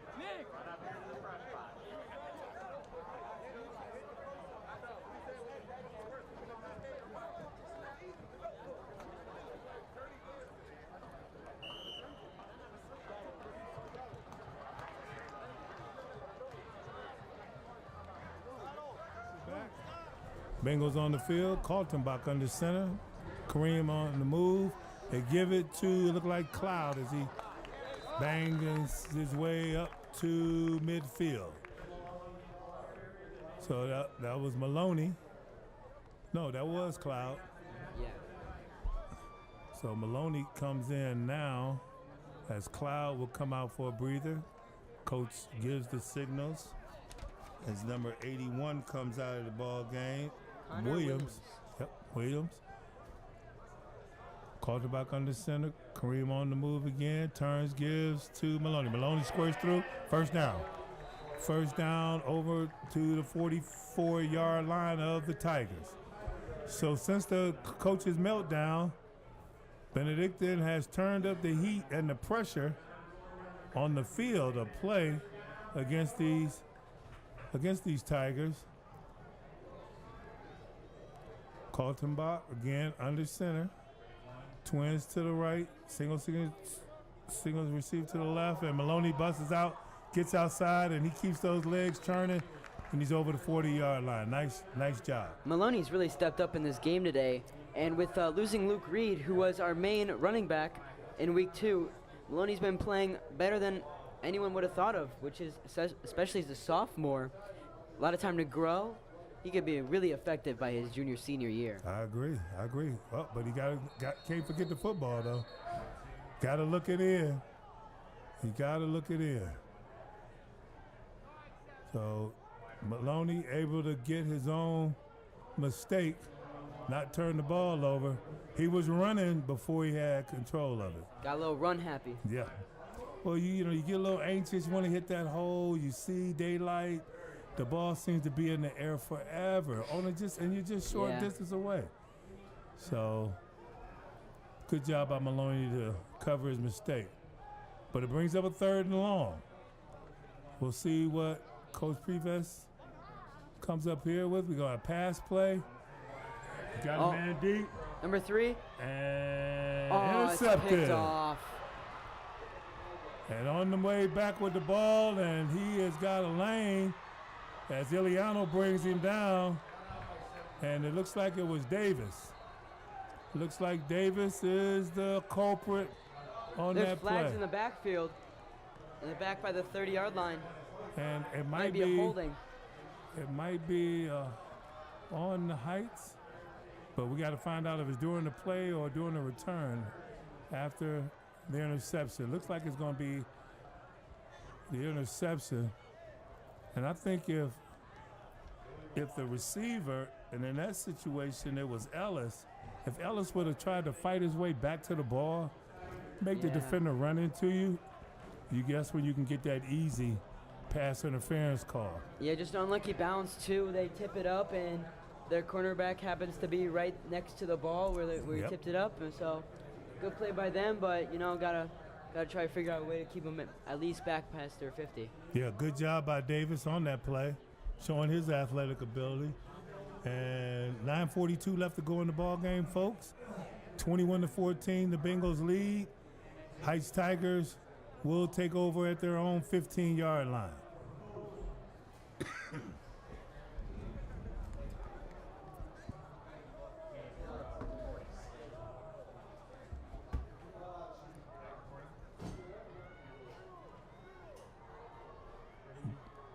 Fair in the shotgun. 3 receivers to the left, and he comes this way, and he's going to throw it, and he throws it away. Complete overthrow. Yeah. Yep, good job by the Bengals defense. He only had one way to go, and he threw it that way, and fortunate for us, he airmailed it. So it'll be 2nd down and 10. Bengals up 21-14. We're here in the final quarter of the ball game. Benedictine 0-2, Cleveland Heights 2-0. I didn't see the rankings for Cleveland.com this week, but I'm pretty sure Heights is ranked. Fair again. And he comes out over the right side and picks up about 3. Yeah, you bring up that record. I mean, we've had two tough games, and very hard, especially playing Walsh, who beat us last year in the playoffs, and playing Toledo Central Catholic, who played a really good game against Eds. And I mean, we set ourselves up for a really tough schedule, and we're sticking with it, and hopefully we can continue to play tough, especially as a young team. Yeah, we don't back down to anyone. We'll take you on anywhere, anyhow, and we'll play you tough. And there's a ball, a bullet that hit the hands of the defender and popped up in the air for an incompleted pass. So fair, not able to connect on that play. And that'll bring up 4th down. So the Bengals, after turning the ball over to Cleveland Heights, able to hold them down there. Defense did an excellent job as they'll punt it away.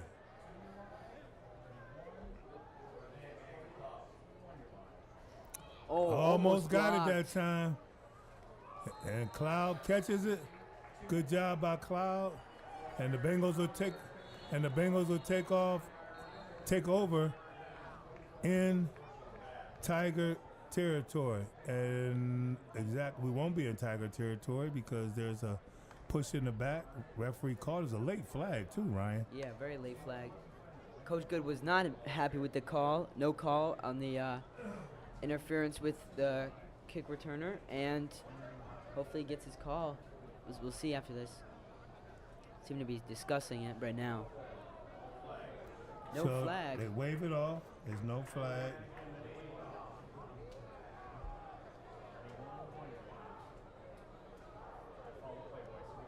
So the Bengals will take over at the 45-yard line of the Tigers.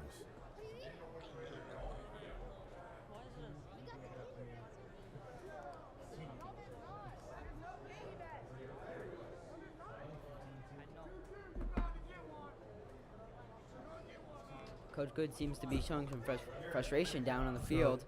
So Coach Good wants an explanation of what's going on so he can be clear about the situation.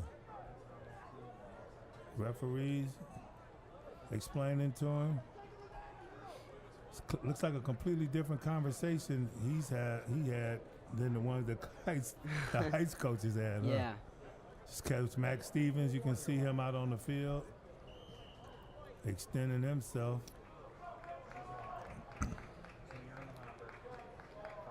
Yeah, I'd like to shout out Shane Hopkins and the other manager, Sam Ali, for keeping the coaches off the field.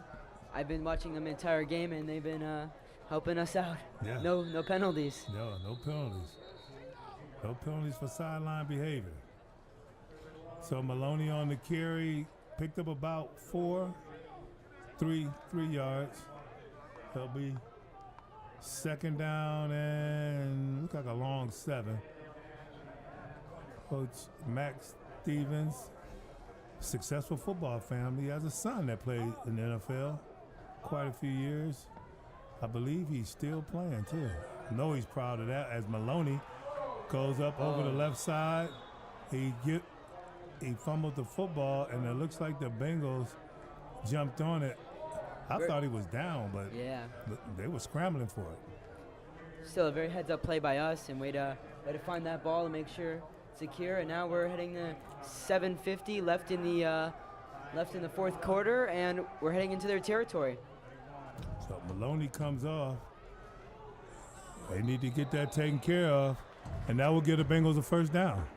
So good job of discipline by the Bengals, and it will be great for us to get another score right here, Ryan, so that we can put this game a little bit further out of reach, as explosive as an offense as the Tigers have.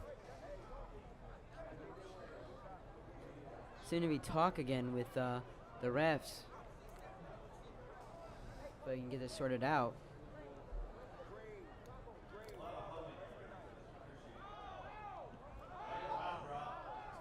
This officiating crew has got another issue, as looks like Coach Max Stevens is the closest one to the discussion. He got an explanation, and that referee on that side of the field, he's been getting an earful all game long.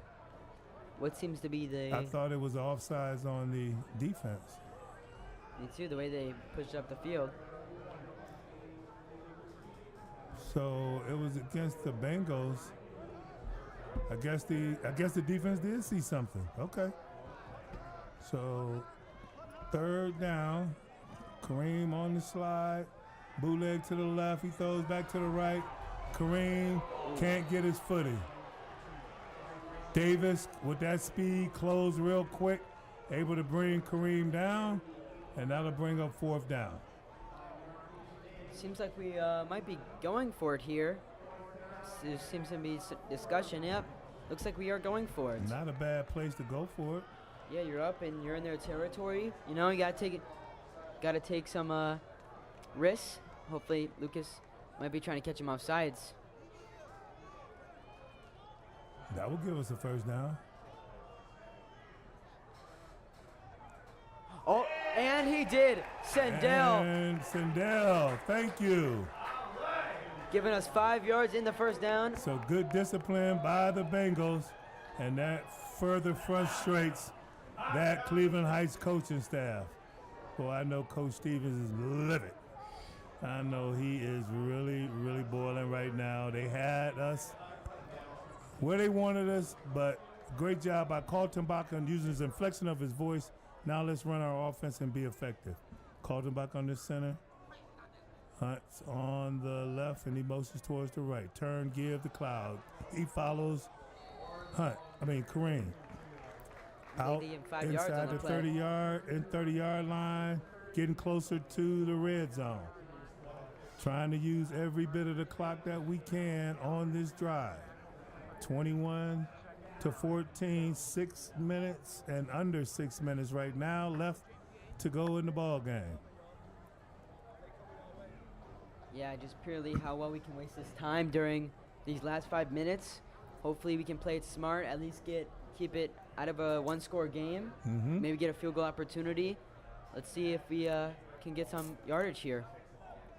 Kaltenbach under center, turns, pitches it to Cloud. Oh. Excellent block by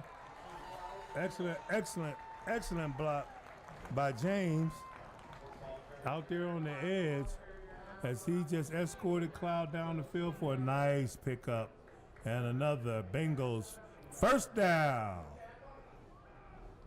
Our running backs have been very effective in this game and have gotten us very far, and our passing game's been a little off, but I mean, we've been very effective. Yes, he has. Yes, he has. Reed, hurry up and get well, because we're going to need you, big buddy. Ball's on the ground. Oh, no. Heights picks it up. You got to get him. He knocks him out of bounds. Number 15 in the right place at the right time, Albert Green, as Eric Cloud just dropped the football. Nobody hit him. I didn't see anybody hit him. Did you? I didn't see anyone make contact with him either. So there's a little monster out there that knocked it out of his hands, and the Bengals will have to go on defense. Yeah. And the pressure will be on the Cleveland Heights Tigers to get this ball in the end zone. We'll see what Fair and his group can pull off. Yeah, with 4:56 left in this game, see this Tigers offense can go down the field. Hopefully the Bengals can hold them off, show some resistance. Great play by A.J. Slem. Way to hold number 20, I think it's 24. Looks like Slem is down. Is that him? Yeah, Slem's been cramping all game. Hopefully. It looks like his left leg injury. And hopefully it won't be Looks like a bad. cramp. Looks like a big cramp to me. One of the biggest concerns for Coach Good this season was growing up fast with a young team and depth. And so we can't afford any injuries.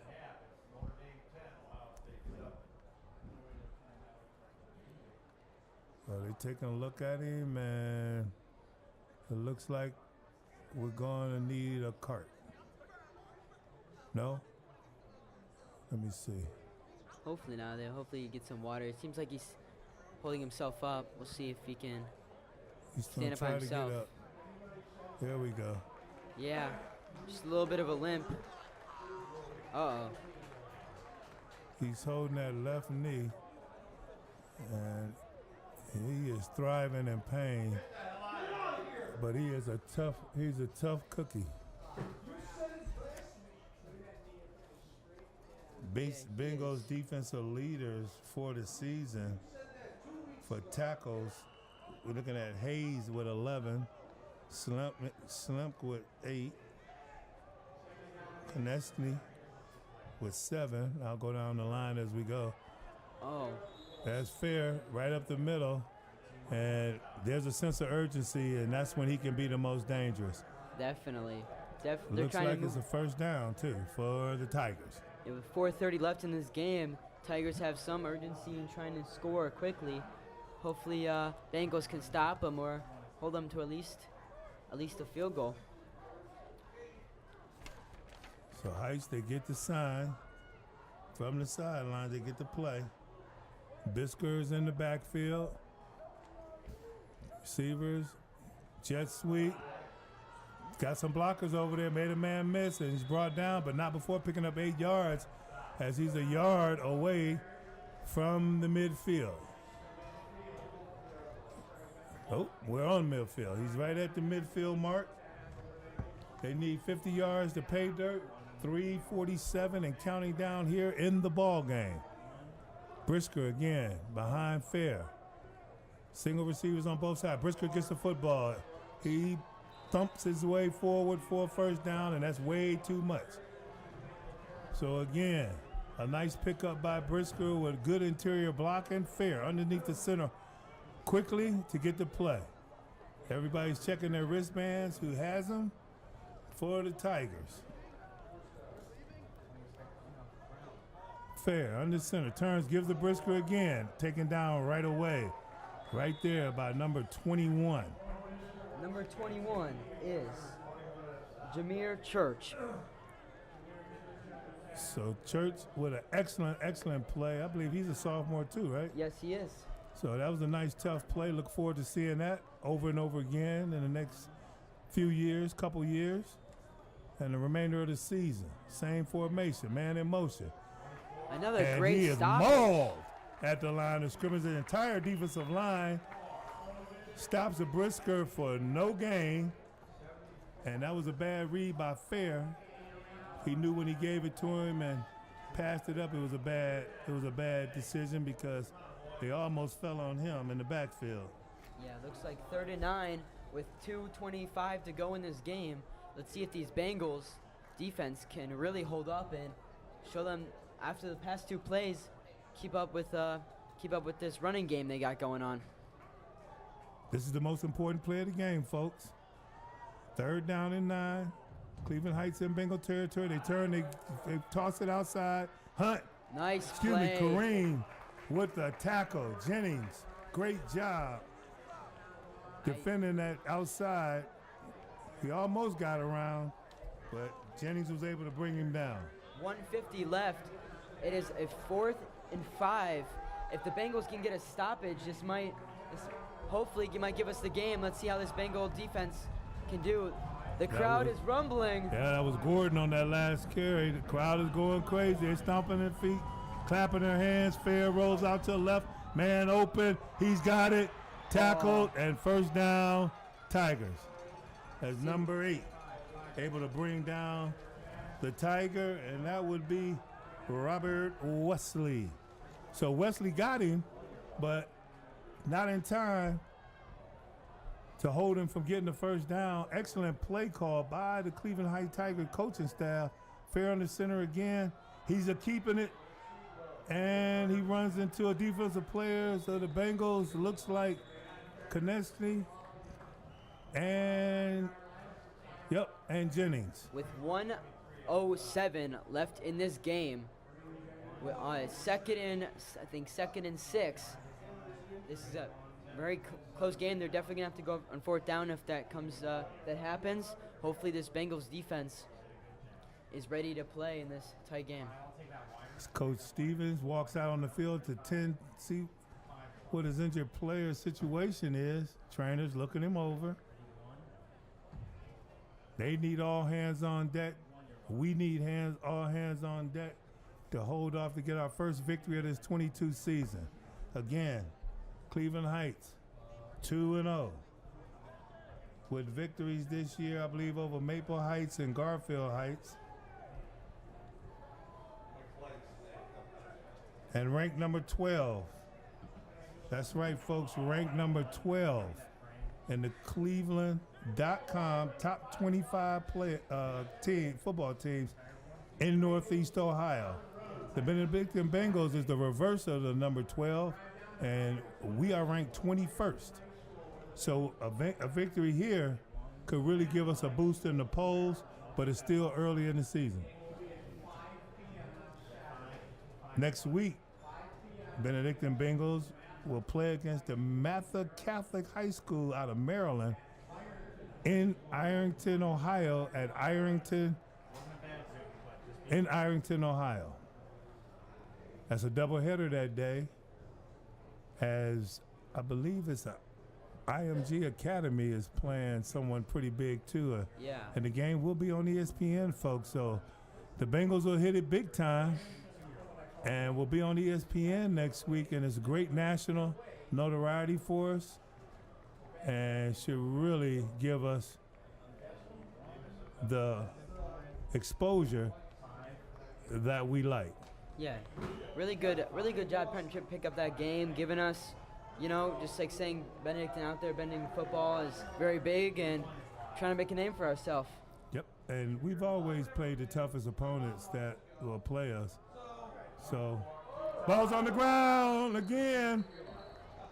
102, and it looks like it'd be a 3rd and 8, 3rd and 7. That's number 10 on the tackle, along with James, Cam Brown. He gets up limping a little bit, but he's okay. And the Tigers, Fair gets to play. He didn't like it. Coach gave him another play. He says yes to that play. Team is checking their wristbands, official timeout, and he is attending to the down marker. And it looks like the ball is not in the right place.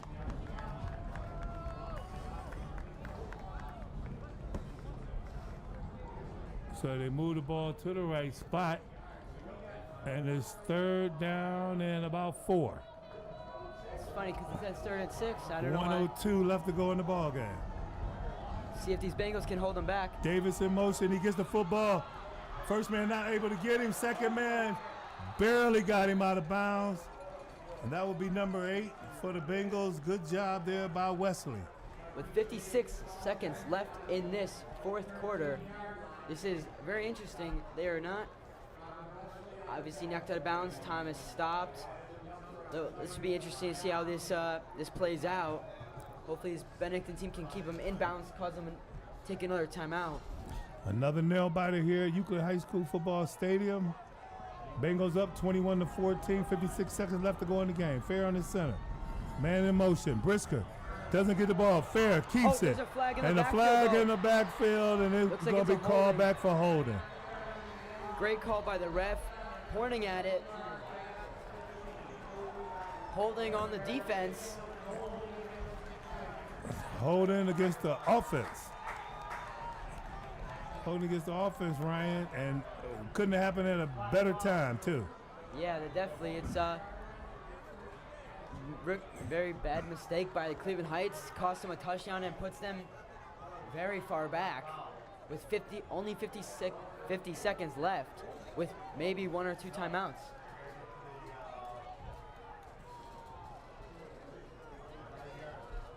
So the Bengals dodged the bullet right there as a self-inflicted wound has been placed on the Tigers to nullify that score. 50 seconds left to go in the ball game. Davis and Rogers flanked out to the right. Single back in the backfield. That looks like Brisker. Turns, fakes it to him. He's going to follow him. Fair goes back the other way. There's nobody there. One man to beat. And he gets knocked out of bounds by that one man.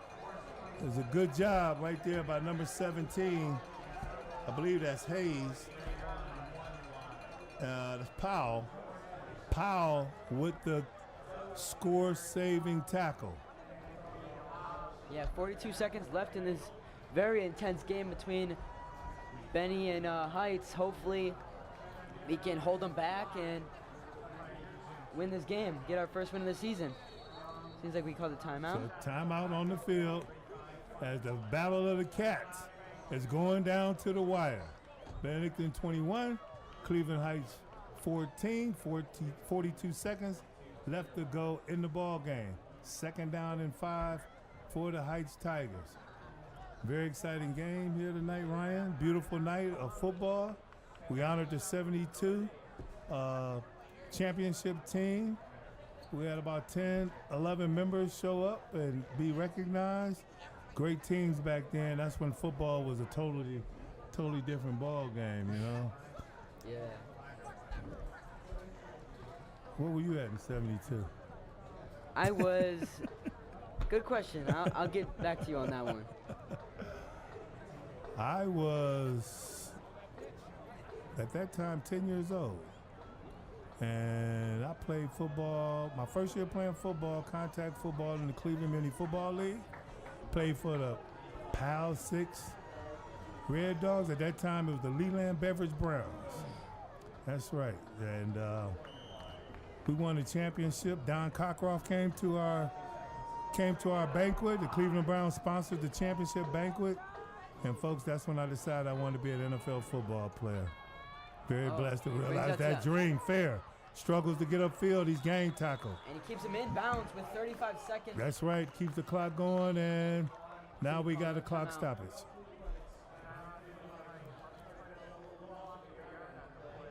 Oh, we have someone down again.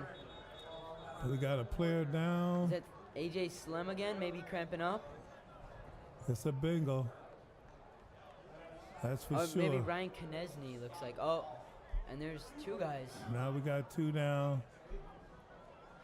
Talk about being hydrated all game, especially with this hot weather. Definitely is holding us back right now with this 33 seconds left in this game. It's very important. And, you know, the coaches and players that's out there listening and watching tonight know how important it is to hydrate. And you can't hydrate game day. You have to hydrate every day. Yeah. You have to hydrate every day. After practice, before practice, you got to keep those fluids, got to keep them coming, got to keep them going. So when game night comes and it's hot and humid like it is now, the excitement, the energy, it only speeds that whole metabolism, and your body uses a lot more fluids to operate, and you have to replace those fluids. As I watch guys, I'm watching guys on the sideline stretching too. Some of the regular players. As Maloney enters the field to play. After he was stretching out on the sidelines. Seems like Ryan Knesny was the one who cramped up. Hopefully he stretches out, gets some water. We definitely need them. I mean, both seniors on our team, definitely our leaders, both captains, AJ and Ryan are. So hopefully they get better, and seems like they're both staying out there. With 33 seconds left, ball's on our 4-yard line. So the Bengals with another close game here at home. Heights Tigers trying to push us into overtime. Hopefully these Bengals can stop them. This now becomes the biggest play of the game. Do we have 11 out on the field? 1, 2, 3, 4, 5, 6, 7, 8, 9, 10. Coach Good calls a timeout. Coach Good. Yeah, there's only 10 minutes. He didn't get it in time. He didn't get it in time. 1, 2, 3, 4, 5, 6, 7, 8, 9, 10, 11. There were 11 out there. There was 11 out there. I thought Coach Good got it off, but he couldn't get down there fast enough, huh? No, apparently must have not hurt him. Got to work on his quickness a little bit. You gotta teach him. That speed. Oh, he can run now. Still. Now with 29 seconds left, Bengals 21, Heights 20. Hopefully we can get a blocked extra point or A missed field goal. missed field goal. That's missed the extra point because with this heat, depth is going to be very important in an overtime game with the quickness and the speed that Cleveland Heights has. It could be a pretty dangerous period for us. We want to get out of here in regulation with a W.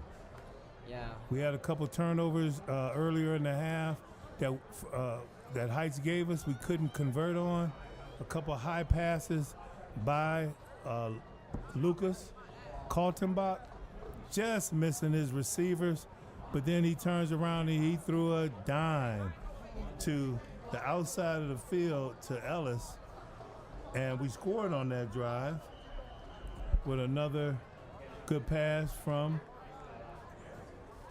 Lucas Kaltenbach to his receiver. And then we scored on some big plays too as the sophomores got involved tonight. I think they're going for two. And they are. They're going for the win. Wow. So big call by the 12th ranked Cleveland Heights Tigers as the Battle of the Cats. It's coming down to the last few seconds of the game. Fair turns. No, he keeps it. And timeout by Heights. Timeout Cleveland Heights. And thank God he called timeout because that was a big hole. That was a huge hole that Fair had to squirt through. And he could have been in there for the win. Man, talk about bad timing by the coach. Yeah, they clearly had the hole for 2 points, and they called the timeout once they've seen something that we didn't see. Well, it looked like he didn't feel comfortable with the formation. No. And he came running out there, but when the play was ran, and that's when the defenders slowed down, there was a nice size hole there. They got to get Fair. That's the main guy they got to get. They got to get the quarterback. Number 2. Wow. Again, Fair, very talented ball player. Been playing football since he was 6 years old. First in the Cleveland Mini Football League, now at Cleveland Heights High School, a senior. And he is being recruited by a lot of schools. Fair again. He's going to keep it again, and he's in the end zone. Wow. Defense couldn't hold up on the left side. Heights with the frustration tonight by the coaching staffs and by some of their fans, I'm sure, able to claw their way back into this ball game to take the lead with 29 seconds left to go in the game.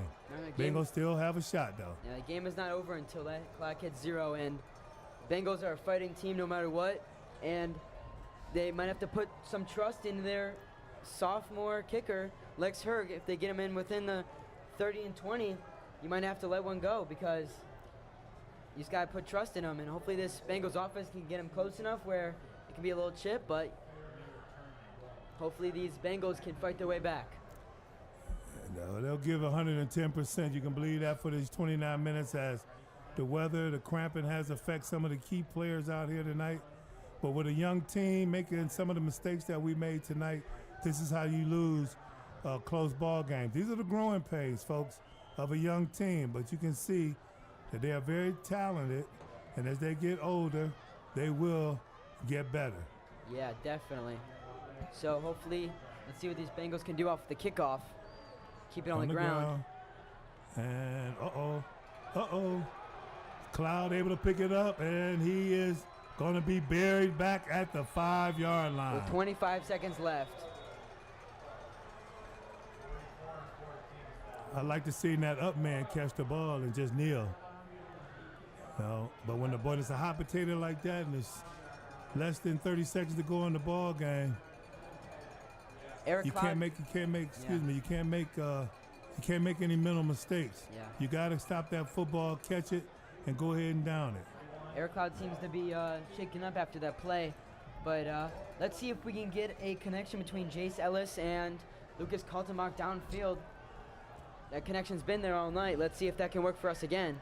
So they're not playing the safety defense. They do have three deep. Each will have a third. They bring them up. Not as deep as I thought they should be. Comeback route, and he airmailed it. A lot of pressure on him as number 33 for the Cleveland Heights Tigers. Able to get a lot of pressure on Kaltenbach, who wanted a few more seconds to throw that football. And Sean Sims, again, with that pressure for the Heights Tigers. Battle of the Cats. And it has been a battle. 22-21. Cleveland Heights able to close in and snatch the lead. The first time tonight. Right when it matters. And there is. Hey, are they going to call timeout? And they're going to run up to the guy's scrimmage, and they're going to try to spike it. Trying to get up to the field. Trying to get on the line up and spike it. But that was Ellis on the reception. Good play, good way to get some yardage. Now we're at our 25-yard line, 24-yard line, and we got to get some yards. Cleveland Heights seems to be playing really far back. Oh, yeah, they're in the prevent, that's for sure. Coach Prevents gives the call. Everybody dreams, every football player dreams of coming back like this and winning the last few seconds of the game. Let's see if these dreams can come true for the Bengals. Kaltenbach steps up, throws it over the middle. Kareem drops the ball. So Jennings, again, 2 pass attempts to him, 2 drops. He's a better receiver than that, folks, believe it. Cleveland Heights fans cheering their 12th ranked football team on as they take the lead here late in the ball game with less than a minute. But Ryan, it's been a great time.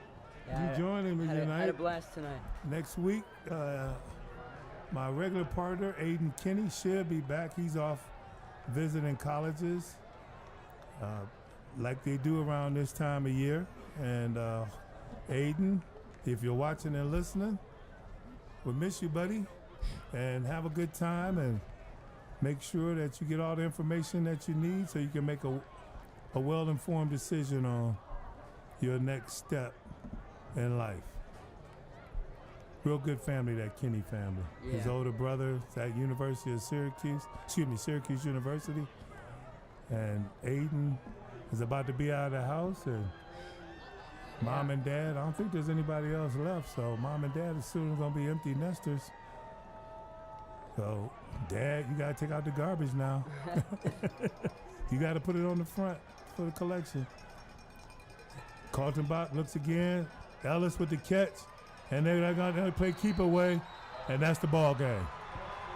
So, with a late game surge by the Cleveland Heights Tigers in the Battle of the Cats, they come out on top with the 22-21 victory over Cleveland Benedictine at home here tonight.